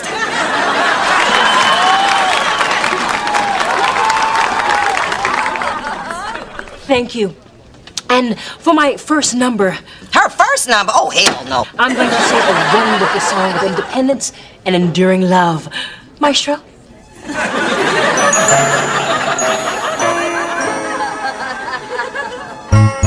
Like a sweet and morning dew, I took one look at you, and it was plain to see you were my destiny. With arms open wide, I threw away my pride. I sacrificed for you, dedicate my life to you. I will go where you lead, always there in time of need. And when I lose my will, you'll be there to push me up the hill. There's no looking back for us. They both have some pipes. Sing it, sisters. That's enough. You're all I need to get by. You got Texas nest, for you I'll do my best. Stand by you like a tree, and dare anybody to try move me. Cause we got the right foundation. And I married both of them. What was I thinking? You're all I want to strive for and do a little more for. All the joy under the sun wrapped up into one. You're all I need. You're all I need. You look so beautiful in your wedding pictures. I can barely tell you're pregnant. Thank God for cousins who cheat on Weight Watchers. Wait a minute. Who's this man on the pillar? It looks like my mom. She was at your wedding? News to me. But it does explain who snapped the bride's head off the wedding cake.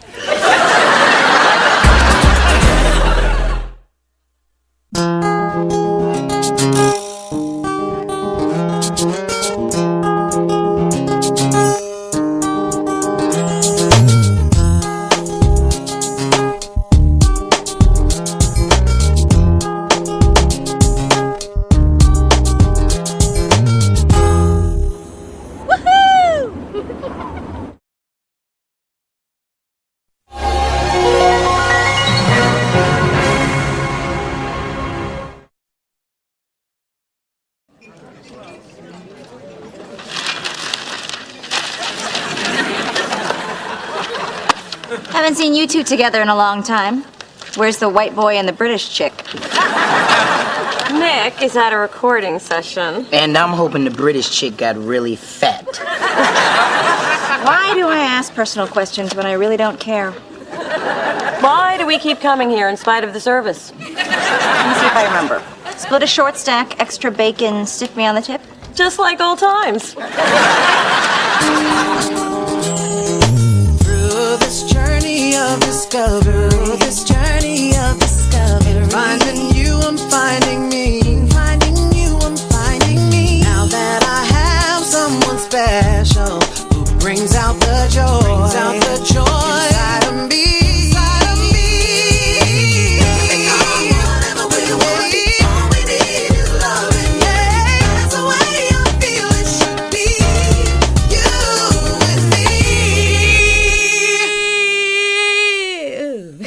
What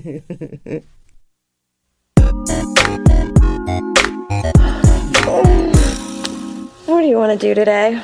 I'm doing it. Well, we have to get up eventually so we can come back and take a nap. I love our weekends. And I love you. I love you too. And our weekdays aren't bad either. That reminds me, my parents are coming up from Carmel for a few days. I really want you to meet them. Oh, please tell me I am not the only reason they're coming into town, because that's a lot of pressure, and my eye is already starting to twitch. Relax. They're coming to see me. But I do want to show off my twitchy-eyed girlfriend.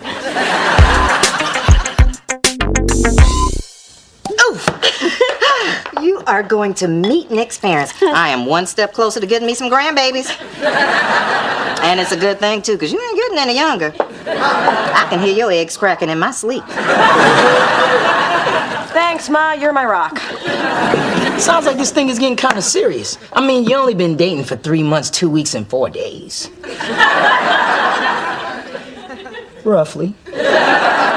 You know, I've never met anyone's parents before. All my old boyfriends claim their folks were either out of town or in the witness protection program. Well, don't worry. Just act like whatever boring thing they say is the most interesting thing you've ever heard. Like I do with your mom? And I with yours. I'm glad I don't have to play these silly games. My man's parents are dead.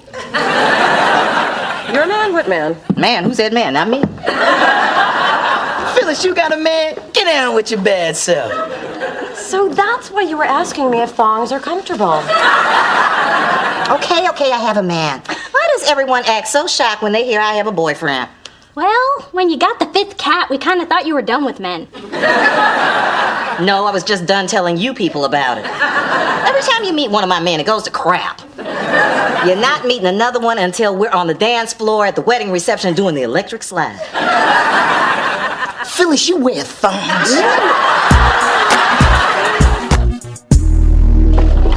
Phyllis. Have you seen my new extraordinarily large diamond ring? Just a little token of Charles's love. You know, when you say little token, I do think of Charles. You know, you can buy yourself baubles. It's not wrong. It's sad, but not wrong. Oh, it's so nice to have a man. I know. My man is sweet and handsome, and he doesn't have to buy his blazers in the little boys department. Poor, delusional Phyllis, thinking she has a man.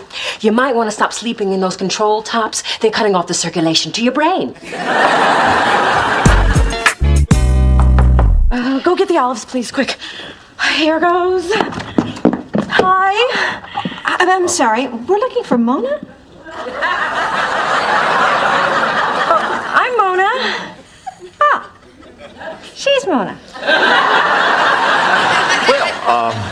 Hi, I'm Bob. This is my wife, Joan, and honey, she's Mona. I know that, Bob. It is so nice to meet you both. Come on in. Here you are, Nikki. You didn't tell us she was so cosmopolitan. Well, I read Cosmopolitan, I drink Cosmopolitans, and sometimes I do both at the same time. Well, she's a multitasker, Joan. Dad. Yeah, hey, Nick. Oh, you've been lifting weights. You look good. Thanks, Dad. I feel good. I'm happy, thanks to Mona. It's not hard to see why. Mona, you're a very beautiful girl. Oh, with such curly hair. You should see it in an electrical storm. So, how do you like San Francisco? We don't. No, the streets are too narrow. It's not Buick friendly. We begged Nicky not to move here, but he loves big cities. He always had urban taste. Well, the city is great. On the weekends, we walk everywhere, unless it's raining, or cold, or foggy, or uphill. We stay in a lot.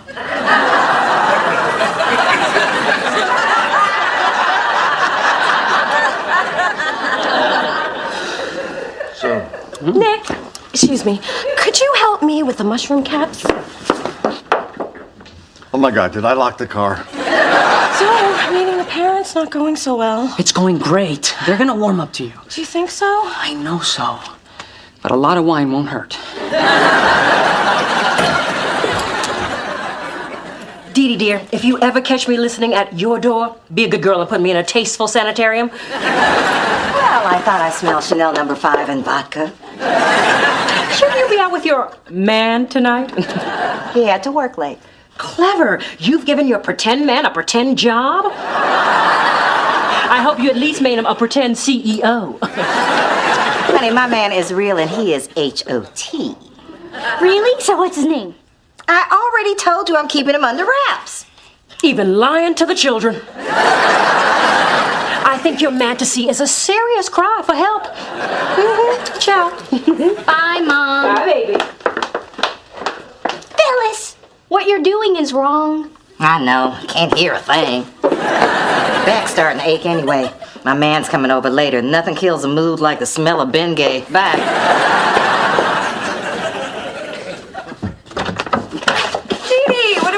Surprise to run into. I need your help. Yeah, I'm guessing it's not going very well if you're taking out the trash. I've tried everything you told me with Nick's parents, but nothing is working.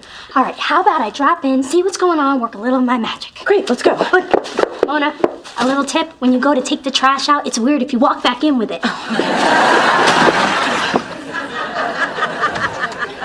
Hey, everybody, look who I bumped into. My sister, Dee Dee. Dee Dee, these are Nick's parents, Bob and Joan. Hi. Oh, it certainly is a pleasure to meet you both. Nick is such a great guy. You must be so very proud of him. Well, he hasn't disappointed us yet. So, have you tried some of Mona's delicious onion dip? Oh, no, thank you. Ethnic food doesn't agree with us. Mom, I forgot to tell you, I have a surprise for you. Neil Diamond came into the studio and I got you an autographed picture. Oh, Nikki, that is so sweet of you. Okay, so tell me, does it say to Joan, forever in blue jeans, love Neil, like I asked? Yes, and he's wearing his American flag shirt. It's with my stuff in the bedroom. I'll be right back. Bob, his stuff's in the bedroom. So, Dee Dee is in her second year at Bolt Law School. Yes, I've loved the law since I was little. They tell me that I use my rattle as a gavel. Well, Bolt, that's quite an achievement. You know, I think it's just swell that colleges are giving everyone a chance these days. Oh, what an adorable baby picture. Mona, is this you with your nanny? Oh, actually, that's me with my grandma Sophie. Well, isn't that interesting? Life must have been very complicated for you. Only at Temple Beth Malachi Daycare. Speaking of complicated, Mona, let me help you with the mushroom caps. Oh, they're already out. I have an idea for the stems. Excuse me. What? Okay, since when is onion dip considered ethnic food? Well, onions are consumed by a multitude of cultures. Mona, I think I figured out why these people aren't warming up to you. I think I have too. I should have spent the money on the shrimp kebabs. I don't know what we're gonna do, Bob. I thought he was out of this phase. Well, you know, it's our own fault. We should never have let him put that Vanessa Williams poster in his bedroom. You still thinking it's your food, Vanessa? Oh, I'm sorry, Mona. You all look alike to me. This is so unreal. I mean, I'm charming and I'm smart enough for Nick's parents. I'm just not white enough. Too bad they haven't seen you dance.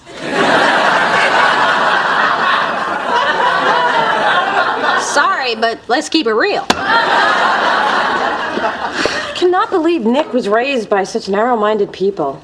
Well, haven't you and Nick ever talked about the fact that you're black and he's white? No. Well, it's never been an issue between us. Until now. Wow, talk about a big elephant in the room. Or in this case, it's more like a zebra. Or a panda. Or a skunk. Did I get it? Mona, you have to talk to him. I don't want to. Talking ruins everything. I just want this to work out. Well, it's never going to unless you talk to him. It's either that or give up all your favorite ethnic foods like sour cream and celery. Wow, this is a really nice place. So quiet and intimate. You know, it's the perfect place to talk about things like us and things about us. I know, that's why I picked it. So, Nick, there's something I wanted to talk to you. How did he know I wanted sangria? I ordered it when I made the reservation.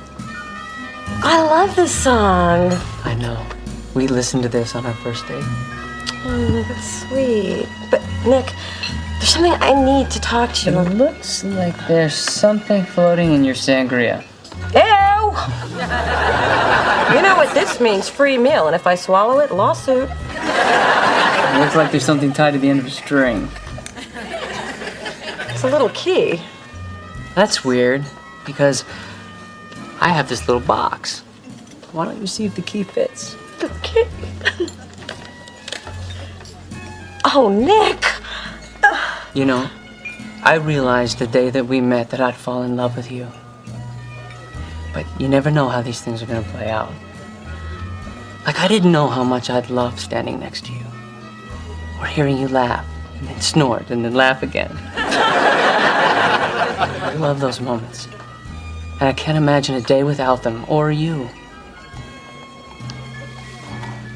I want you to ride off into the future with me. Mona, will you marry me? Yes! Yes!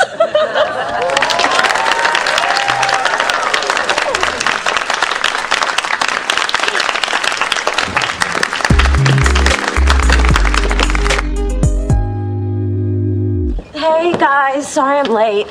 I guess you're wondering why I've called you all here. Let me just say up front, I need both my kidneys.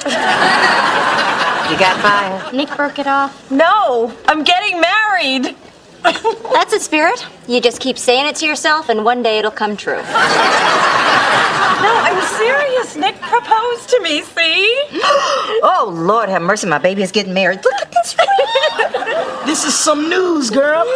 I'm happy for you. Oh, congratulations. So that talk with Nick must have gone well. Actually, I didn't get to it. Oh, well, yay for you. Ooh, I've got to run and get my ring sized. It almost slipped off this morning while I was making it sparkle into oncoming traffic. See you later. Congratulations. This is so great. Okay, I'll go first. This is some serious bull. Phyllis. I'm sorry. You know I want me some grandbabies, but I am not happy about this. And you want to know why I'm not happy about this? I'll tell you why I'm not happy about this. She's only been seeing Nick a few measly months. 3 months, 2 weeks, and 6 days. Roughly. Wow, you're a pair of binoculars and a photo collage away from being a stalker. Yeah, marriage isn't something you rush into. If I had known your father better, I never would have married him. Hell, I never would have let him pump my gas. Yeah, I mean, is Nick her soulmate? The person who knows her better than anybody? The guy who stood by her year after year since their freshman year in college? Is Nick that brother? Well, to be fair, there's not many people who fit that bill. But I do agree that something about this isn't right. When this whole thing falls to pieces, and it will, because, hey, it is her, give the pretty boy my number. I know this may be hard to believe, but I'm desperate.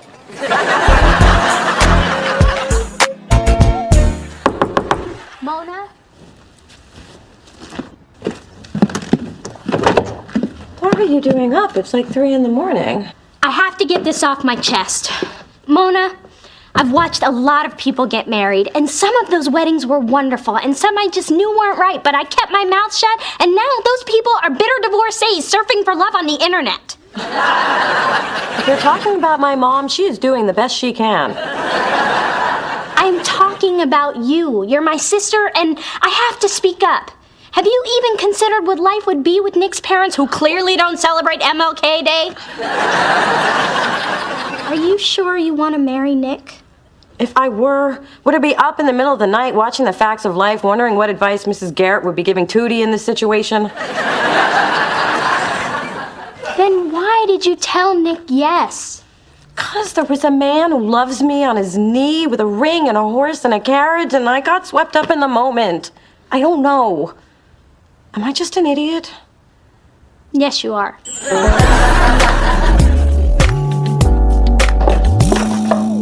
Phyllis, nice outfit. Did your new man pick it out? Or was it a frequent buyer gift from the Salvation Army? I must say, motherhood agrees with you, Big Dee Dee. You are absolutely glowing. Why are you in such a good mood? No reason. Just had a romantic lunch with my boyfriend. Have a lovely day. Oh my Lord, she does have a man. I forgot to mention, your hair looks especially nice today. Bye. And she's had sex with him too.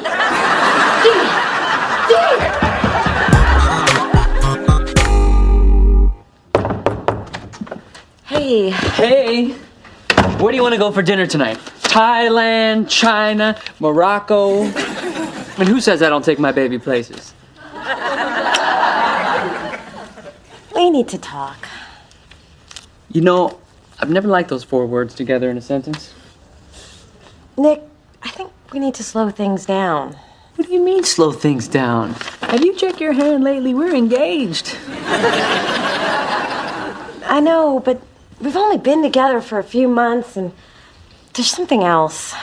Great, because I love the first thing so much.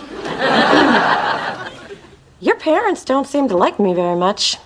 I told you they were conservative. That's one word for it.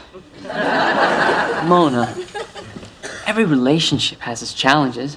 For us, it's my parents. But you're not marrying them, you're marrying me. But marriage is supposed to be the union of 2 families who start off loving each other and then grow to hate each other over time, not the other way around. So what exactly do you want to do?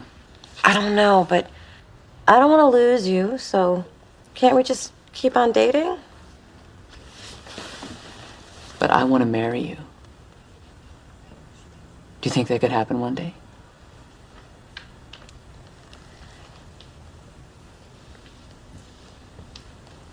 I can't answer that question. I think you just did.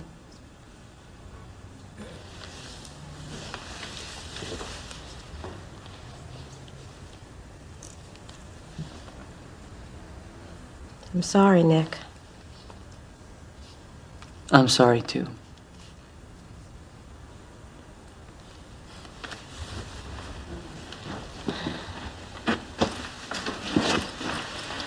I hope you find who you're meant to be with. Mona, you can't marry Nick. He's hey.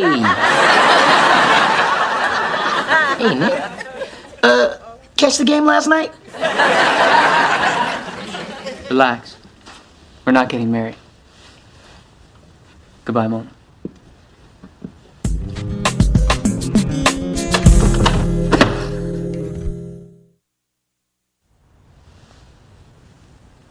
You okay? No. You want me to go? No. You want me to stay? Yes. Can't believe I just let Nick walk out the door. Can't believe it's over.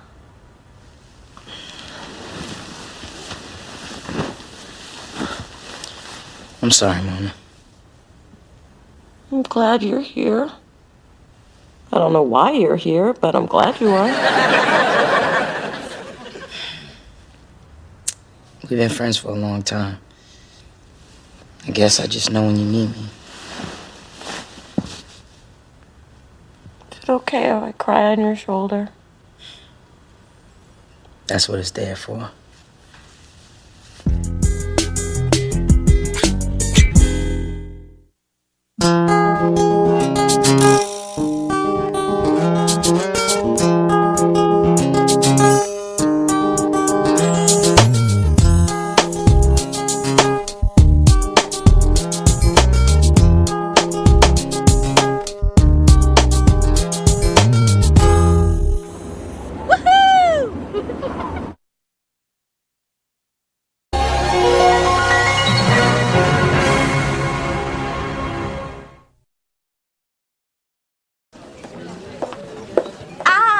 for one. Tina, why do you always assume I'm a table for one? Maybe my date's outside parking the car or buying me flowers. Or chartering a plane to fly you to a private villa on the Italian coast where he'll ask for your hand in marriage. I'll take the single by the wall. Hey, isn't that the guy you could never get it together with and his hot European girlfriend? They might let you sit with them. Oh, no. They are clearly on a date, and I don't want to be a third wheel. Then you should really stay at home. Hey, that looks good. What are you having? It is good. It's called Dinner with My Girlfriend. Do you mind?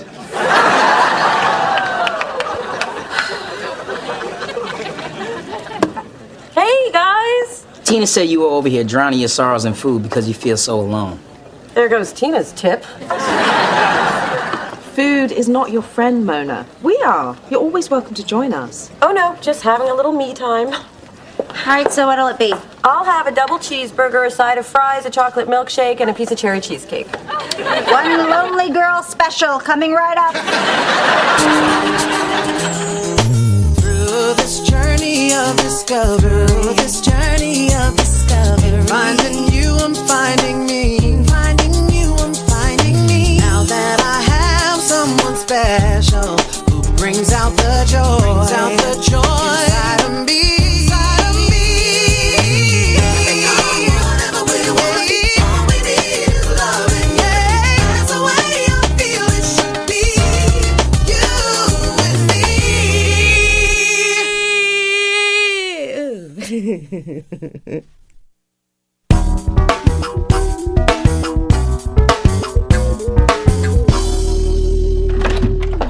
Good news, little D. We just got the amnio results from Dr. Bruckner, and the baby's completely perfect. Oh, congratulations! What else did the doctor tell you? Well, we didn't want to brag, but our little fetus is in the 98th percentile. It's already developing earlobes. Is it developing anything else? Hopefully a good sense of style. We read a chapter from the real life of Ralph Lauren every night. People, please! Is it a girl or a boy? Your mother and I have decided to wait until the baby's born to find out the sex. Your father's old-fashioned, and at his age, he's earned it. But how can I bond emotionally with this baby if I don't know what color clothes to buy? You know, we Thorns have always looked good in paisley. Don't shake your head behind me, woman. But, Mom, we're Dee-Dees. We don't like surprises. I've already picked out my china, and you've already picked out your gray wig for your 80s, which, by the way, looked very becoming. Thank you, honey. But your father really wants this. And I'm a little surprised at the end of this long road. Might be nice for me, too. Along with a 24-hour baby nurse and a triple martini.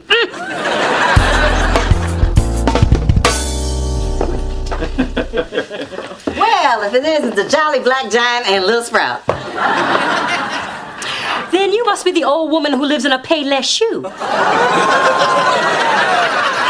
that case, hand over one of your loafers so I can live in a mansion. Now, ladies, not in front of the baby. Oh, please, a little bickering is least of that boy's problems. Boy? Did you say a boy? Oh, you're having a boy, all right. I can tell from the way you're carrying. Really? Low and narrow and barely visible? No, big and wide and all in your butt. Of course, it could just mean you have a big butt. Bye-bye. That woman really thinks she can get to me. Walk behind me till we get to the car.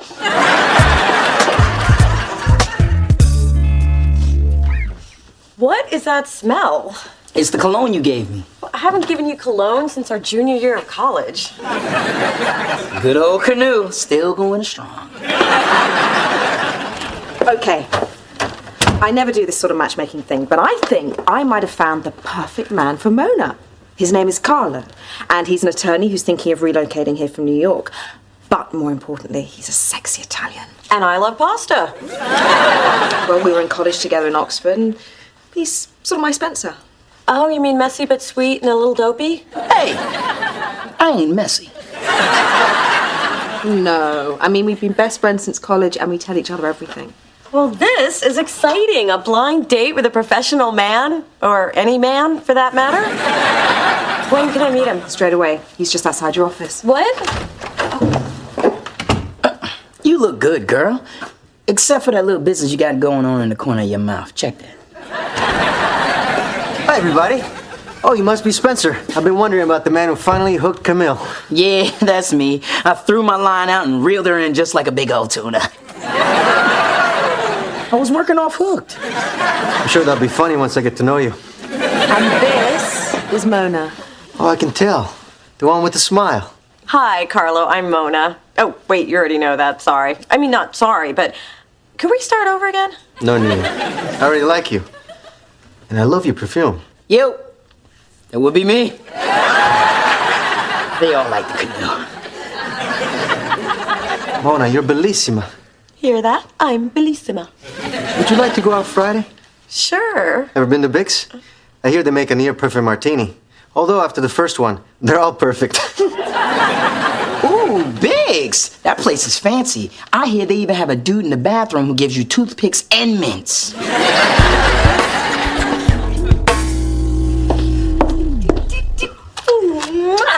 Wow. Someone is annoyingly cheerful. Someone has her third date with her new sexy amore tonight. I have a theory about that. You want to hear it? Let's see. If I say yes, you'll tell me, and if I say no, you'll tell me. I think Camille set you up with Carlo to keep you busy while she digs her claws deeper into our Spencer. And now I know if I say nothing, you'll tell me anyway. Just hear me out, baby. Nobody wants you to be in a relationship more than I do, except maybe you. Of course, I want you to be in one more. But anyway, just think about it. If Carlo is so great, why isn't Camille dating him? Because they're just friends, like you and... Do you have any friends?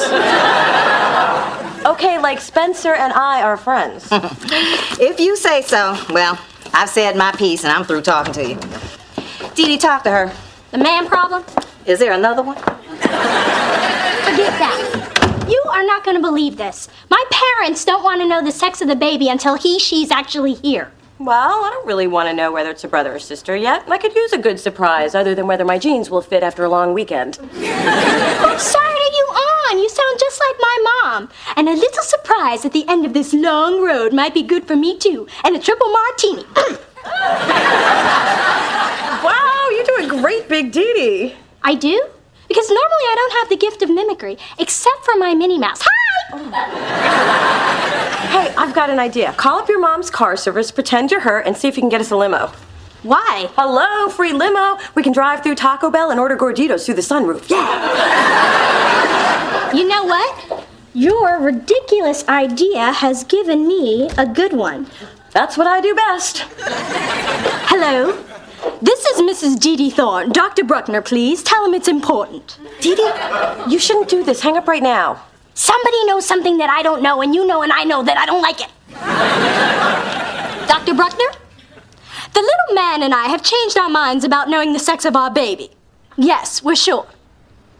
I see. Thanks, Doctor. Well, it's a girl! I can't believe it! We're gonna have a little sister! Oh, she's gonna be so beautiful. She'll look just like me. And we can dress her up like a little doll. Ooh, I'll save her my boots. By then they'll be back in style. You are aware that back in style implies once in style. So, this is your hangout. Yep, Spencer and I have been coming here since college. Camille and I had a place like this in London. Except it was dark, dank, and once I found a tooth in my curry. I wondered where all their teeth went.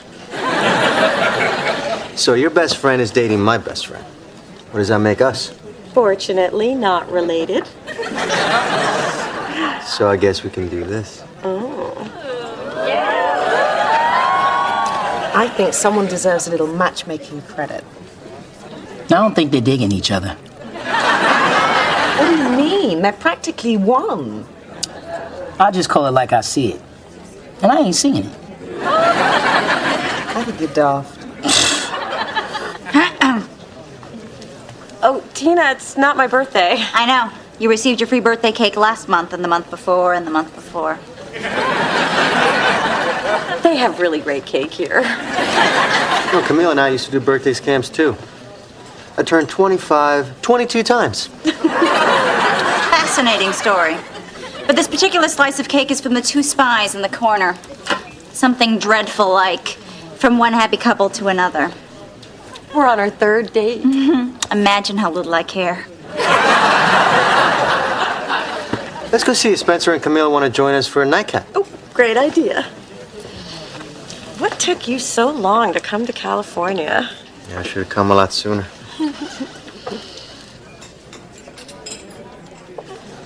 The two of us could be so good together. Oh. I just don't want to let you go. Oh. I'll go wrap up the rest of the cake. You're gonna need it.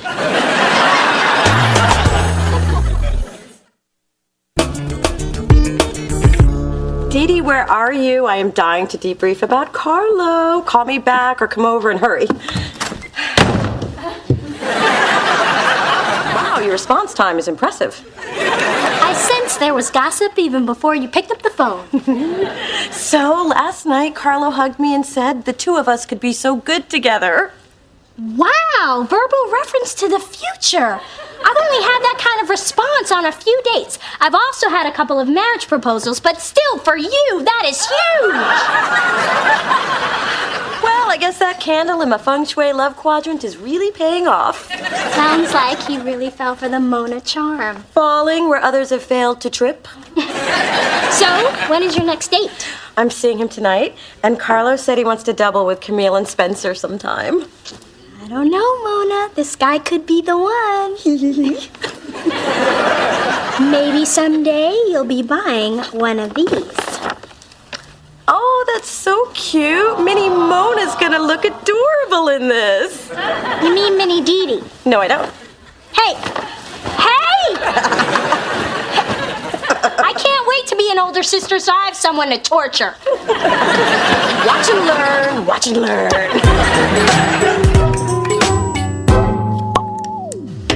So, where do you want to go tonight? I don't know San Francisco very well, but I bet Spencer and Camille know some great romantic places. Oh, please. Spencer's idea of romance is drinking beer out of a wine glass. Oh, those two seem so different. What do you think Camille sees in him? Well, Spencer's a really great guy. I mean, he may be a little rough around the edges, but he's got a really big heart. So you think it's his really big heart she's attracted to? I don't think that's all she's attracted to, but I don't want to think about their love life. Yeah, neither do I. So you think Spencer and Camille will have a real future together? Forget about them. Wouldn't you rather talk about the woman you're crazy about? Yeah, I could talk about her, but I'd rather kiss her. Do you have any idea where I can find Cameron Diaz?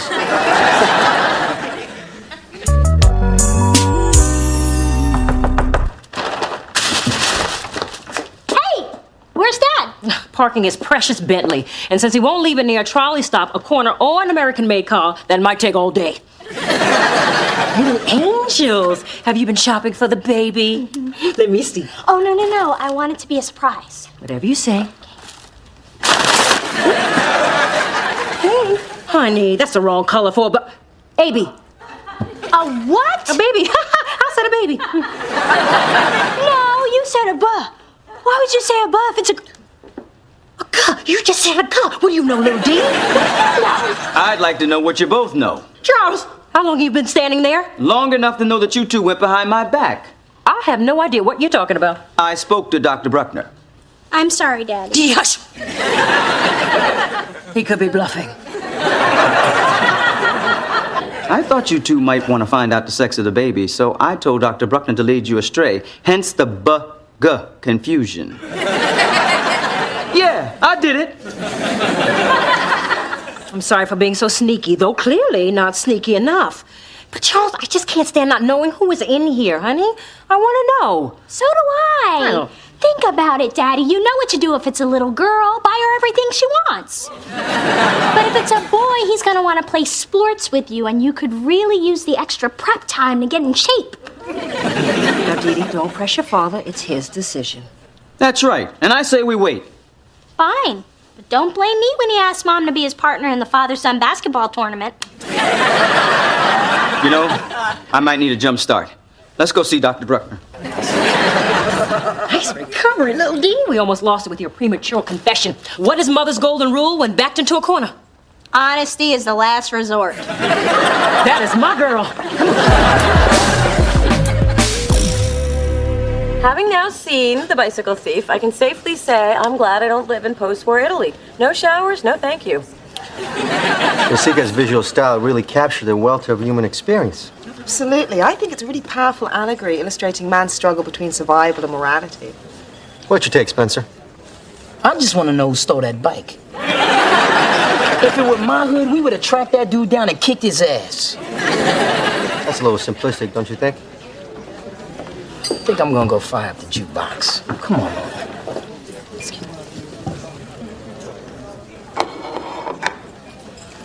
Camille, I really missed you. I missed you too. It's just not the same talking on the phone and emailing. You look so beautiful. I'm very happy. I am happy. I haven't seen you this radiant in a long time. Of course, I haven't seen you in a long time. Did I tell you I really miss you? So what's up with that guy trying to make me look bad? Oh, Spence, you're being too sensitive. 3496. What's that? Reunited. It's Carlo's favorite song. You really like this cat, huh? Suffering through Peaches and Herb, aren't I? Well, if you like him, I guess he's okay. Don't look now, but that okay guy's making a move on your girlfriend. Yo, man! What do you think you're doing? Yeah. What are you doing? I'm in love with you, Camille. Did he just say what I think he said? You just went from third wheel to roadkill. Camille, we've been best friends forever. We've been through everything together. I feel like you're my other half. And all these years I've been telling myself we're just friends. But now seeing you with Spencer, I can't do it anymore. I'm sorry, Mona. I didn't mean for you to get caught in the middle. I didn't even know it was gonna happen. I have to go with my heart. Dude, you touch Camille again, you ain't gonna have a heart. Or any teeth. And after you're down, I'm gonna eat your steak. Mona, wait. You must feel pretty good about yourself. Two guys fighting over you? No, What, you're sorry? You can't help it? You've got your Spencer and my Spencer, and I've got nothing? No. Got a French dip sandwich with a side of au jus. I ordered a tuna melt. This just isn't your night, is it? So, Charles, overruled by the women folk. No, this was all my decision. That's right, Daddy. You're the man. All right, let's cut to the chase. What kind of bun do I have in my oven? Are you sure you all want to know? Yes. Because you can't unring that bell. Once you know, you can't not know. I know that if you don't tell me right this minute, I'm getting another gyno. Dr. Feineman's been courting my ovaries for quite some time now.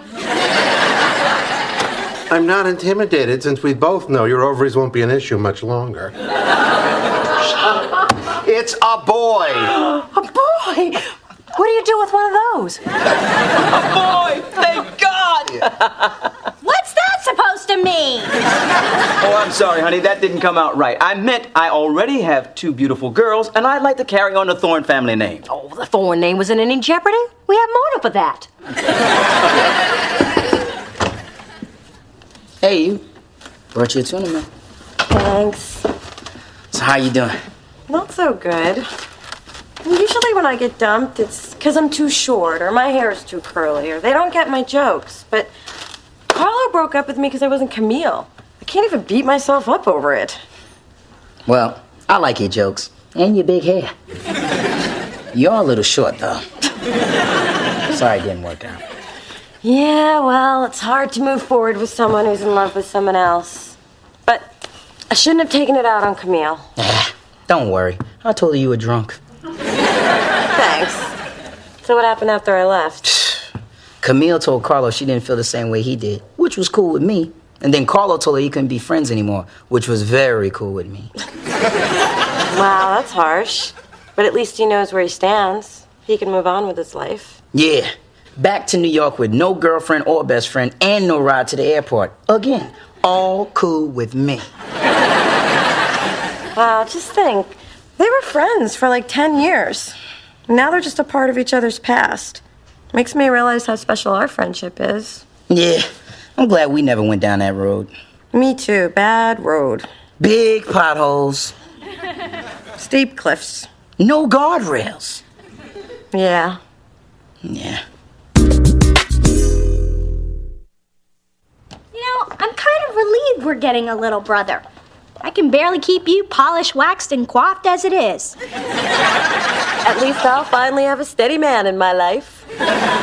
Mona, dating is a numbers game. You could meet Mr. Right tomorrow. Maybe. Or I'll just be Mona, the older sister, married to her career.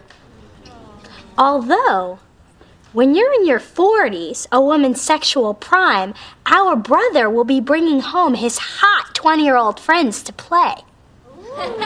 I'm so glad it's a boy.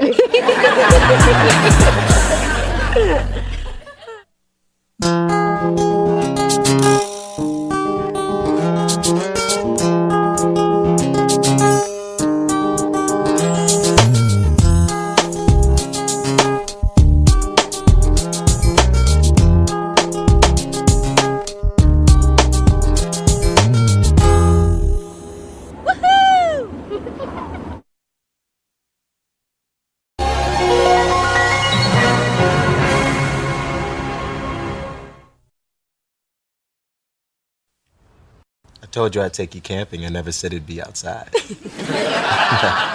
I actually prefer it like this. Besides, I love these days when we have nothing to do. Well, I can think of something. I like your something.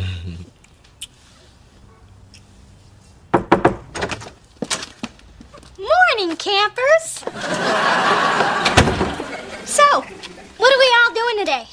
Well, we already have plans. Oh, can I join you? Not with these plans. Let's not be too hasty, Mona. Lead, Dee Dee. Through this journey of discovery, finding you, I'm finding me. Finding you, I'm finding me. Now that I have someone special who brings out the joy, inside of me.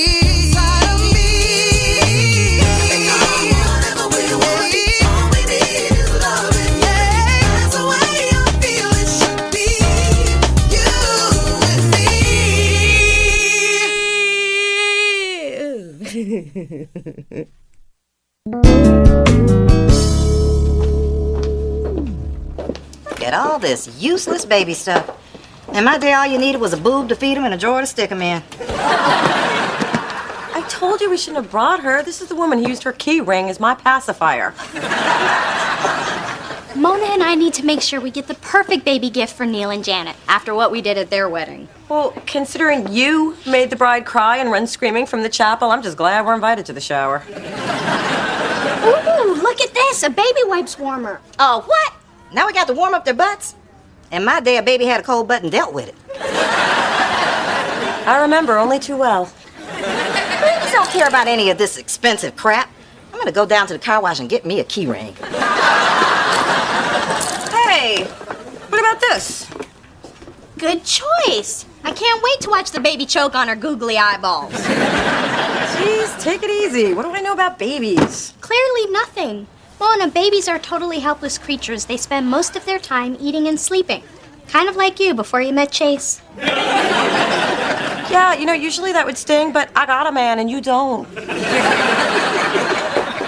Neil? Janet? Hey, you guys. Dee Dee, Mona. We were just shopping for your baby shower. Actually, it might not happen. What? Why? Well, my friend Francine was hosting it, but she had a family emergency. If you call her sister's nose job an emergency. I've seen her nose. It is.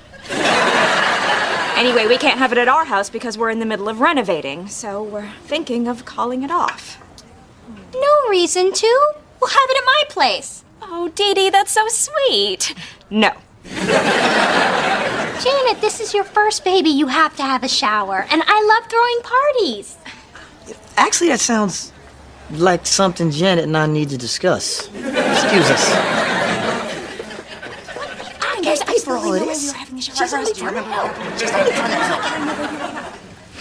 Janet talked me into it.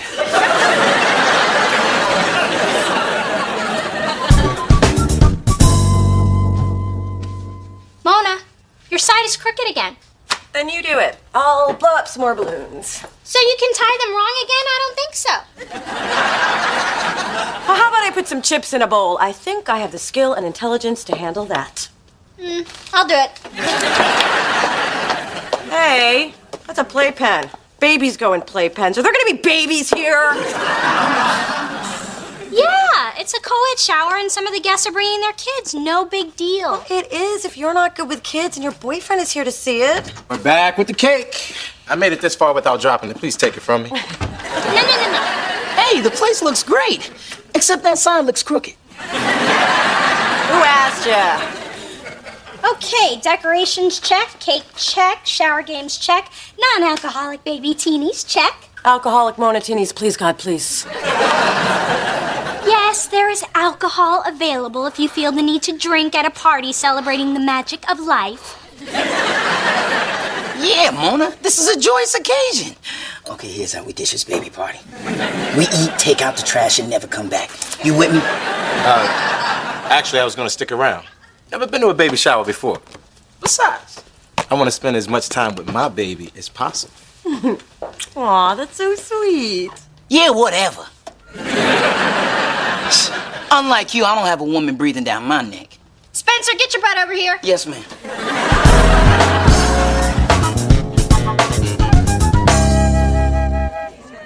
I love the baby artichokes. Baby lamb chops are to die for. Well, I'm glad you like them. Don't eat any more, they're for the guests. Oh my, isn't that the Janet who stole your rich boyfriend?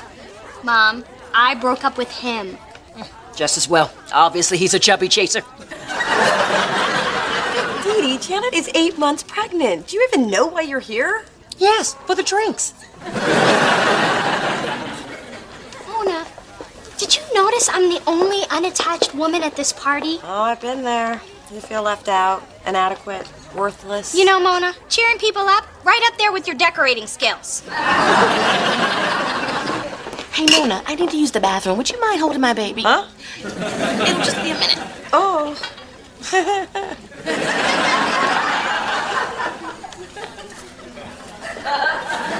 Oh, it's leaking. Somebody, it's leaking.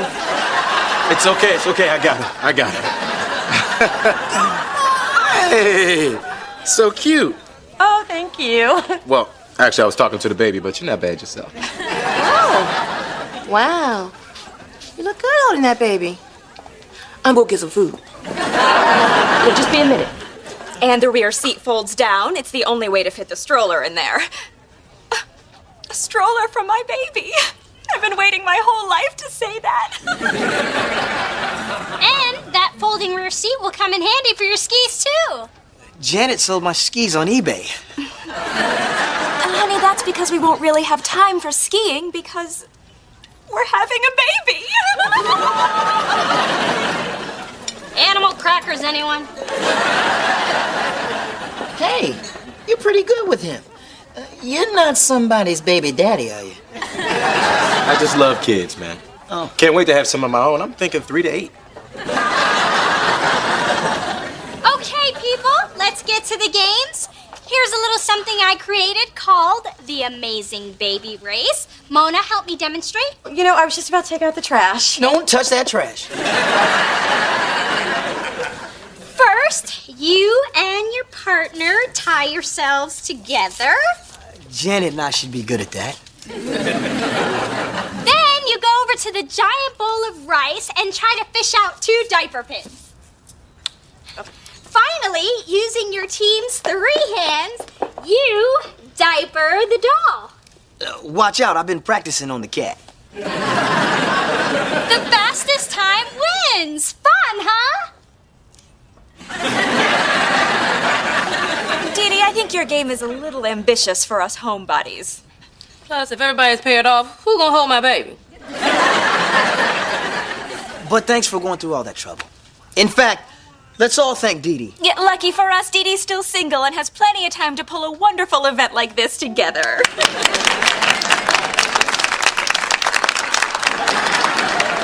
Dee Dee's still single. Dee Dee has plenty of time. That's what I get for being a wonderful hostess.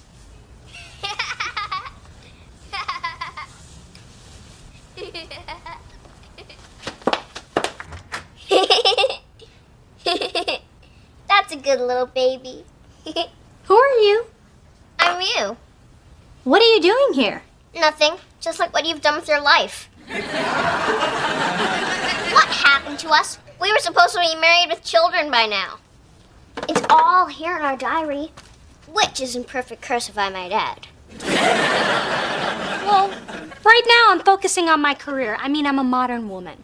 Really? Because there were other modern women at the party who were younger than you, who had husbands and kids. Don't make me smack you, little girl. Don't make me call fantasy social services. How could you have let this happen? Even our frizzy-haired sister has a boyfriend. This is our wake-up call, Missy. Remember, we were going to be Mrs. Michael Jackson. Well, that didn't work out for a couple of reasons. Oh, Dave, who are you talking to? I'm just talking to myself, Mommy. That's lovely, dear. But it's time for your French lesson. Come downstairs before Madame Genevieve tells me another story about the French Resistance. Come on now. Allez vous. That's French for get a ring on that finger. I've got to get moving. Well, congratulations on the triplets, Dwayne. Yeah, bye. Unbelievable. Almost every guy I used to date has gotten married. Dwayne's been married twice, got 6 kids. I told him he needed to move on, but take it easy, pal. That's what happens, dear. A good man gets snatched up faster than Phyllis snatches up a 12-pack of underwear at Costco.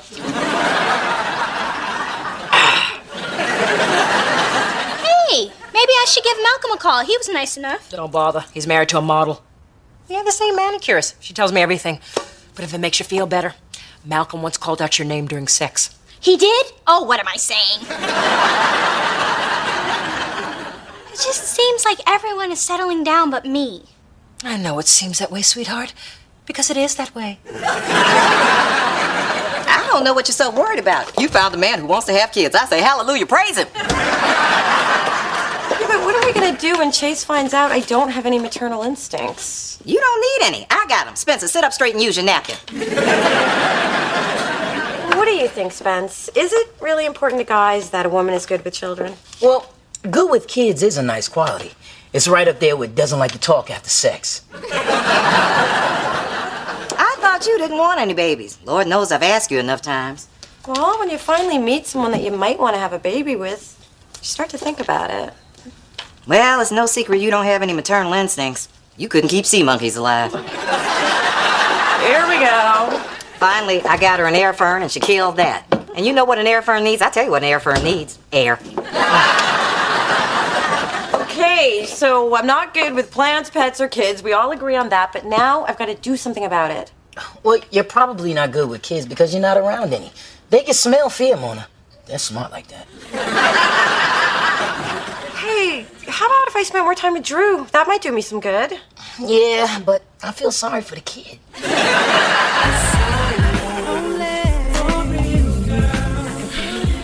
Wow, I do not miss this scene. Well, it'll only take a couple of minutes before the guys start sweating me. Can I buy you a drink? That was fast even for me. Sure. Actually, I was talking to your curly curvy friend. Oh, beat it, loser. Hey, that was a free drink. I don't see you buying me one. Gotta keep the creeps away.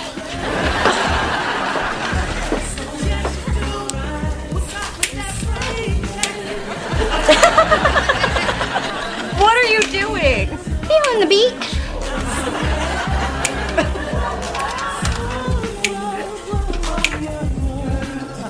Want to dance? No thanks. I'd rather sit. Well, then can I sit with you? No. That seat is taken by me. But I'm standing, waiting for a man who wants to dance with me. Oh, well, good luck with that. Sit down, Lord of the Dance. Why are they only hitting on you? Do you think we've cosmically switched places? Maybe because I have a boyfriend, they sense my confidence. I mean, you have been very focused on your career lately. Maybe your pheromones have fizzled and these guys are sensing your desperation. Ooh, Ooh, and speaking of desperate, isn't that the deacon from your church who was always really into you? I'm not that desperate. Rufus! Well, well, well. If it isn't Sister Dee Dee. Good to see you. We were just leaving. Oh, that's a shame. Because I was going to buy your pretty sister a drink. Sure, she's pretty, but what about me? The spirit is not pulling me in your direction anymore. No offense. It's the Lord's way. Come on, Beverage. I don't believe this. Girl, you make me want to break all the commandments.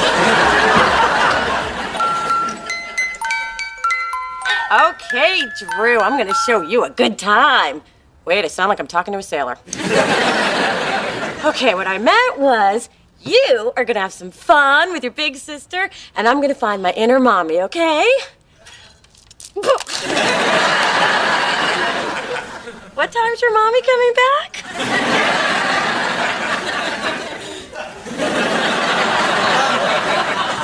No. Oh my. Did you know your son's a biter? From way back. Where you been? Obviously not hanging out with baby Blackula. Count yourself lucky. The nanny lost a tip of her finger. Fortunately, we already had her fingerprinted. Lemon Drop, I mean this in the nicest way, but you look more like hell than you usually do. Drew never stops jumping or rolling or punching or moving. You know, we found a closet I didn't even know I had. I guess I have to face the fact that I don't have a knack with kids. Big Dee, I just hope I don't lose my boyfriend because of this. Not a butter. Let me tell you something. This may come as a shock to you, but I'm not a very maternal person. Don't try to convince me otherwise. The truth is, I had those very same fears when I was pregnant with your sister. Well, what did you do? I realized I was going to need help, and there's nothing wrong with that. You don't have to put the whole burden on yourself if it doesn't come naturally to you. You know, I never thought of it like that. And here's a little secret. When it's your child, you'll find that your love will help you overcome your fears. Come here, baby. Wow, that's beautiful. And don't worry about today. Any permanent damage you've done can easily be blamed on the nanny.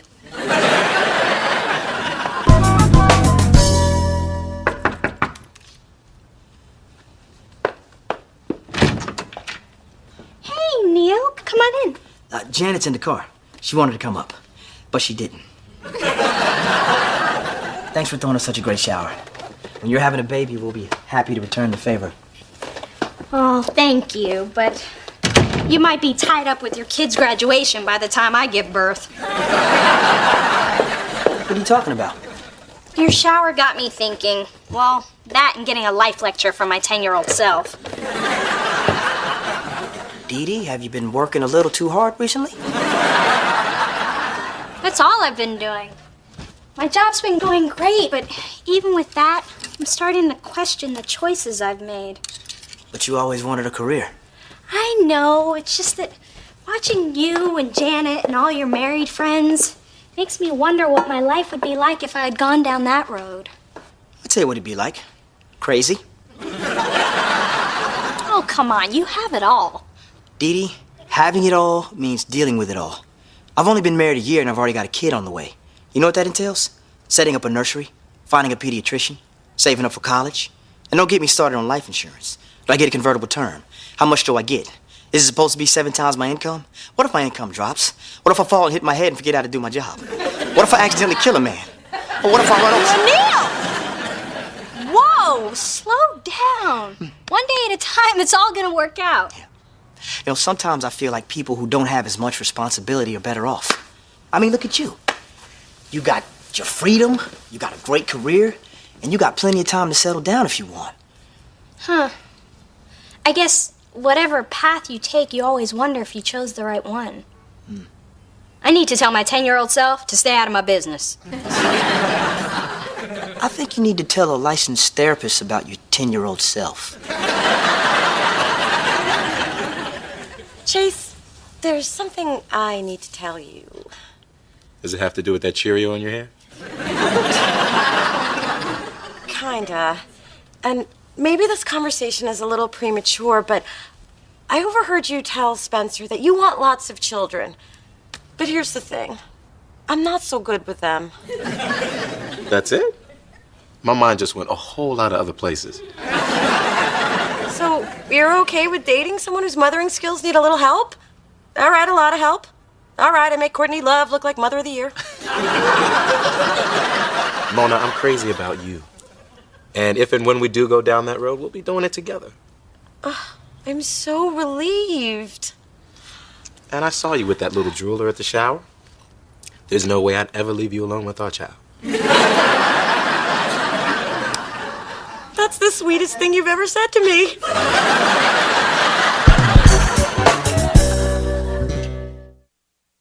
Thanks, Neil. I feel a lot better. You know, I'm glad we're still friends, even though I messed up your wedding. Oh, that's ancient history. And don't forget my offer to throw you a baby shower one day. Thank you. I knew it! How could you do this to me? On second thought, forget about that shower. Janet! Janet!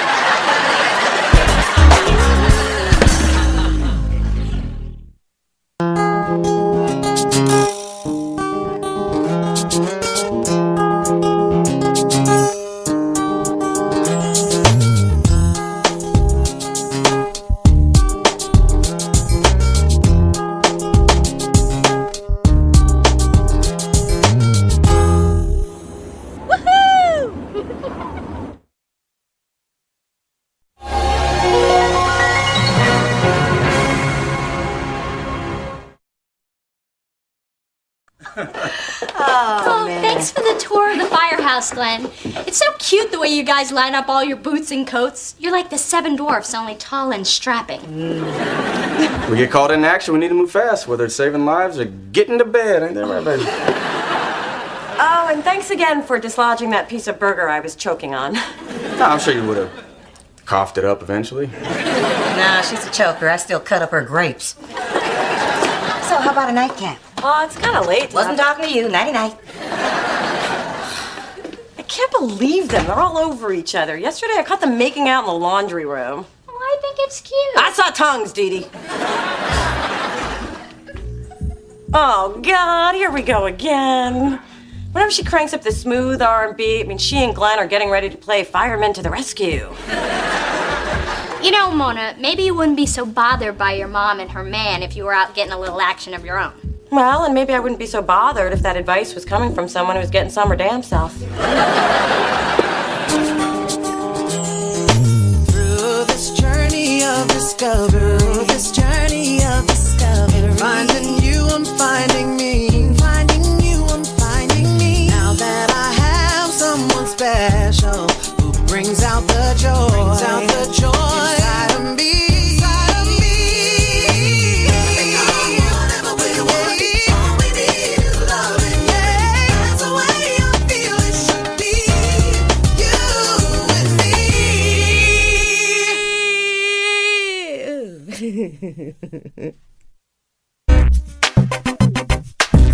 Hey, Spence. Hey. Mona, before we go to lunch, I have a little surprise for you. You know how you've been down lately and really annoyed that your mom is living in our building and not really seeing anyone or getting any? So the surprise is you want to depress me? Just the opposite. There's a new hotel called City Sonoma, which I'm sure you've never heard of because it's hip, exclusive, and hasn't even opened yet. Oh, City Sonoma, that has an amazing wine list in Golden Gate Weekly called A Little Taste of Sonoma right here in the city. That's City Sonoma. Mona, you surprise me. Usually you're months, if not years, behind the trends. Hey, I'm in the music business. It's my job to know these things. Plus, someone left their magazine in the bathroom. That was me. What were you doing in the ladies' room? I'd rather not say. Anyway, one of my clients is an investor, and he got us into the very exclusive pre-opening weekend. They have an amazing four-handed Dead Sea salt scrub. Wow, 2 trained professionals will scrub my butt at once? How can I say no to that? Well, can I go? Although I'm not sure about the scrubbing. I don't like strangers touching my butt. I've always depended on the kindness of strangers. Anyway, sorry guys, this is invitation only. Mona, come on, let's go eat. Bye. Bye, boys. You know, a brother's always being excluded from exclusive things. What if I told you I could get you in? How you gonna do that? I'd rather not say. Now, if you'll excuse me, I've got a meeting in the ladies' room.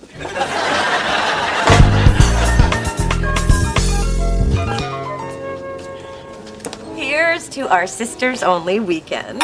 Just you and me. Ooh, and two handsome guys. Hello. Hello, ladies. I'm Marcus. This is Steve. Can we buy you two beautiful women a drink? Thanks, but we already have drinks and we just want to be by ourselves, okay? Then why'd you come to a singles weekend? Yeah, why did I come to a singles weekend? I'm sorry, Mona, but I didn't think you would have come if you had known. Well, thanks for thinking I'm so pathetic that you couldn't even tell me the truth. I did it out of love. I love you, Mona. Well, don't love me so much. Look, you have trouble picking guys on your own. You always tend to go for the scrubs. It is my sisterly duty to help you. And maybe I'll find myself a man, too. Fine. Let me know when you find our husbands. Hi. Look, I'm just here to order some wine. That's cool. The house red's pretty tasty. Right now, I could go for vino in a box. Another one of these for... Mona. For Mona. I'm Chase. I'd ask you if you come here often, but this is opening night. Well, and I'd ask, where have you been all my life? But I'm really bad at cheesy pickup lines. Well, that makes two of us. Oh, it's funny how two complete strangers can have so much in common. How much? Oh, I've got this. Oh. Let me guess, Chase. You don't have your wallet. Hi, I'm Dee Dee, Mona's sister. Mona needs to go now. Bye. Going for another broke-ass brother? I can't let you out of my sight for a minute. But he's cute. Mona, the man doesn't have a wallet, and the bartender already knows his name. Congratulations, you found the one penniless drunk in the place.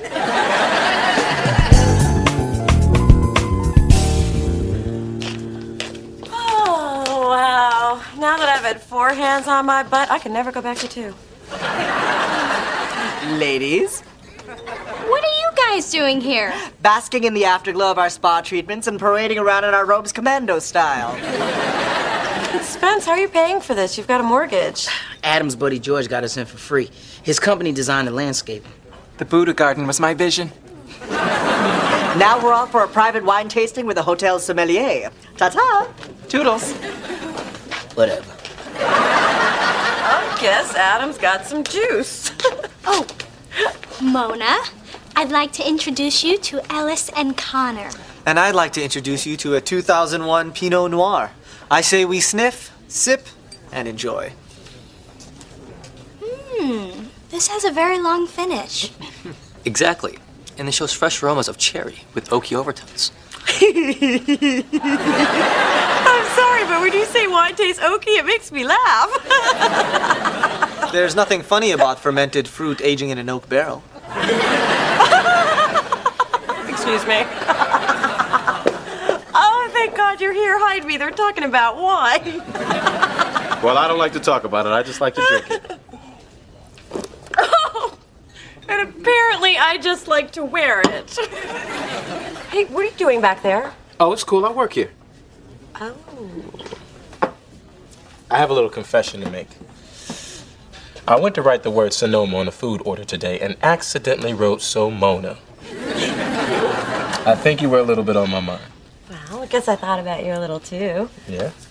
At the omelet station, at the pool, during my massage. Oh, that must be the wine talking. Really? Because most of it's on your robe. Then I guess it's me. Hi, Dee Dee again. Mona needs to go now. Bye.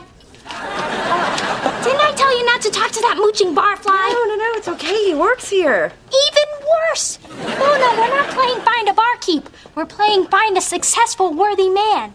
Now, Connor and Ellis are waiting in the hot tub. Let's get out there before those 2 white chicks from Eureka get to them.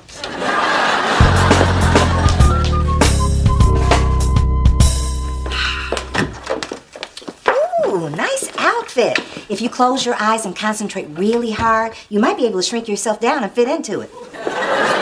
It's for Dee Dee. Unlike you, I try to give my daughter the finer things. Speaking of finer, you remember my boyfriend Glenn? He's finer than your husband. Yeah, we met at the Skybox. I was Phyllis's date. You questioned my eyesight? Now I'm questioning your sanity. You see this? That's a fireman muscle. It's big. And I get to touch it any time I want. It's just this type of obnoxious behavior that caused your daughter to seek refuge at a 5-star hotel. Well, maybe if other people were as happy as we are, they wouldn't be so concerned with other people's business. Good one, baby. Besides, Mona and Dee Dee went to have a girls' weekend. Oh, Phyllis. First, you chased Charles away, now your own daughter. If only you could chase away that double chin. Wow. You were right. She does lash out to mask her own shortcomings. Phyllis, your man has clown feet. Your man looks like a Billy D. Williams shrinky-dink.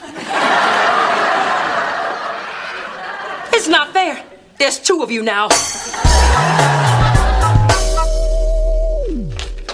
Adam, you've got some really high-powered friends. I met a councilman, the president of the free clinic, and the biggest stockbroker in the city. That was Vincent Walker. We dated once, but his early morning hours and go-getter attitude drove us apart.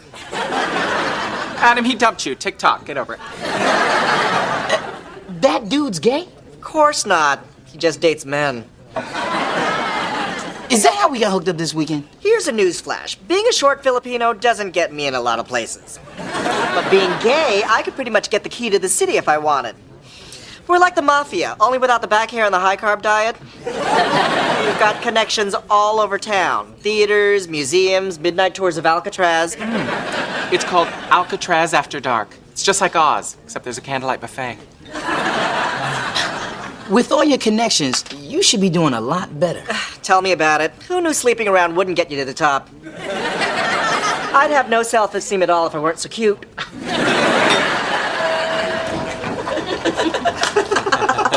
Good night, ladies. See you tomorrow. Bye. You and Connor look really good together. And thanks to him, I will never put ice in my wine again. See? I know what's best for you. And what's best is listening to me and letting me hook you up with a great guy like Connor. Yeah, and I do deserve to be with a guy who at least has a wallet. I'm so glad you came to your senses. Well, good night, Mona. Yep, off to bed. Good night.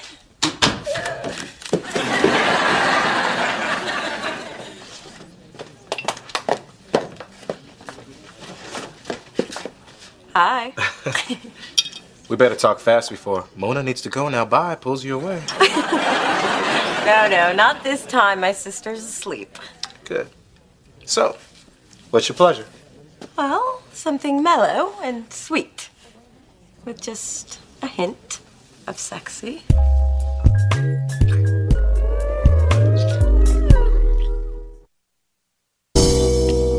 Mona, have you told Dee Dee you're dating Chase? No, I don't want to start meddling until I'm sure things with Chase are solid. Wait, how did you know about us? The gay grapevine is powerful. I'm telling you, Mona, since I've been hanging out with Adam and his crew, I get VIP parking at the gym, free condoms, and half price on 400 thread count sheets. Women, them sheets are soft. Well, I guess when people think you're gay, the world is your oyster. Nobody thinks I'm gay. Hello, beautiful. Hey, Chase, what a surprise. Come in, quick. Chase, this is Spencer. Spencer, that's Chase. Yo, what up? Hey, I recognize you from last weekend. Oh. Hey, look, City Sonoma's having a gay and lesbian wine tasting next Friday. You should stop by. No, see, I'm not gay. Just some of my friends are. Whatever makes you comfortable, man. Hey, I know we were going to meet at the movies, but I want to see my girl in her element. Mona, are you in there? Just a minute. Chase, why don't you set the movies up in my bedroom? The screen's bigger, the sound is better. Hey, it's your bedroom. You don't have to convince me. Hey, you haven't used the chain since you got high and watched Silence of the Lambs. Why can't I come in? I'm clipping my toenails. Say no more. I I just came by to tell you that I talked to Ellis, and he told me that Connor is really into you. So I've arranged for a double date tomorrow night, Ono Noodle, 7:30. Yay, great. Okay, bye. I know. You know, if I hadn't have lied and manipulated you into going on that singles weekend, you never would have met such a wonderful man. You're right about that. Bye. Look at you, juggling two men. Girlfriend, you are just pimping all over the world.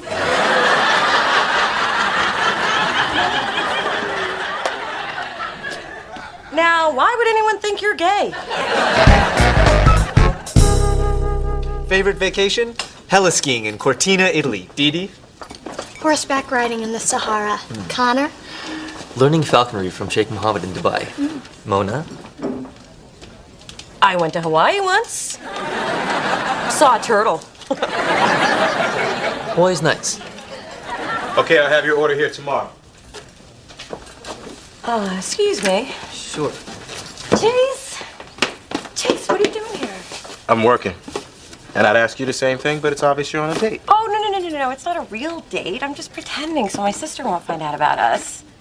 Nice cover, Mona. No, really. It's just my sister doesn't like you, so I was trying to protect you by throwing her off your scent. The girl's a bloodhound. Listen, I'm not into playing games. I'll see you around.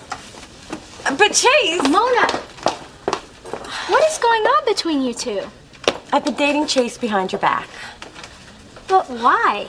I didn't want to have to explain him. I just wanted to get to know him. And now, thanks to you, I will probably never see him again. Hey, I only got involved because I care about you. I did it out of love. No, you did it because you're a control freak who thinks she knows what's best for everyone. Now, we are two very different people, Dee Dee. And when you start to respect that, that will be love. What's wrong? You look upset. Beautiful, but upset. Alice Vandergelder, where have you been? You missed 2 parties and 3 aerobics classes. And that was just yesterday. I've been busy. Go away. Reynaldo's been downing vodka tonics and listening to Sade, wondering where you've been. You can't just disappear on him. Your 1-month anniversary's coming up. Alice, you're gay? Are you on the down low? Oh, God, no. I was never going to touch you. It's just that you're so fabulous. I wanted to be near you. I fell in love with the diva. Happens to the best of us. I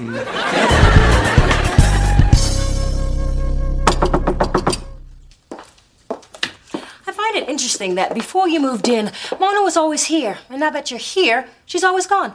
I wish you were gone. I'm merely suggesting that Mona may be feeling a bit too crowded since more relatives and their boyfriends showed up. Mona seems fine to me. From the looks of your eye makeup, I should have known subtlety was not your forte. Your sordid love life is driving your daughter away. Marinate on that to put into food terms you'd understand.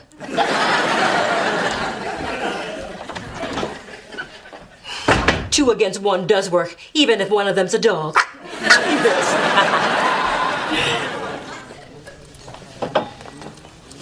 You again. What can I get you? I'll have a glass of Montrachet Domaine de la Romanie Conti 1978. That's served by the bottle at $23,000 a pop. Only 7 exist in the United States. You sure? Nah, I was just testing your knowledge of wine. I'll have a club soda. And an explanation for why you're not talking to my sister. Why do you care? I thought you didn't like me. It's not that I don't like you. Okay. Doesn't matter if I like you or not, because Mona really likes you. And I got in the way of the 2 of you hooking up. I never should have interfered in her life. But isn't that what you're doing right now? I'm still talking, Chase. Look, the bottom line is I just want what's best for Mona. Don't blame her for my craziness. Give her another chance. Things just got too complicated. And I don't like complicated things. Few men do, but most women worth having are just a little bit complicated. I'll give it some thought. And I'll stay out of it.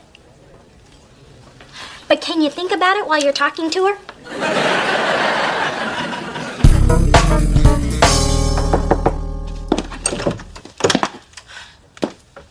Chase, I didn't expect to see you again. And you probably wouldn't have if your sister hadn't come by. Now I see the insanity that forced you to keep our relationship a secret. I want to start over. You do? First, I'd like to come in. Oh, sorry. Come on.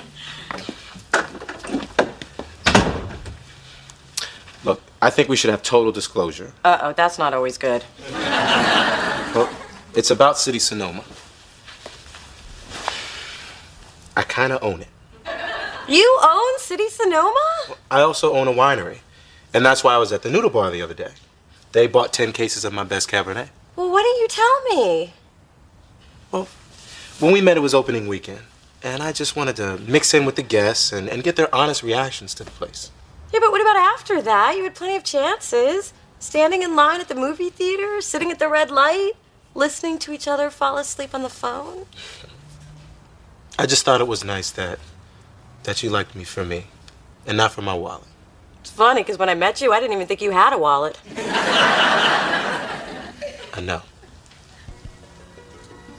So, after all these months of waiting for a nice guy to come along, I just may have gotten a teeny tiny nibble.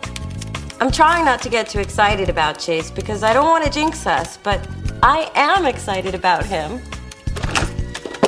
Hi, Mona. So, my guy's rich and your guy's gay. Care to comment? Bye, Mona.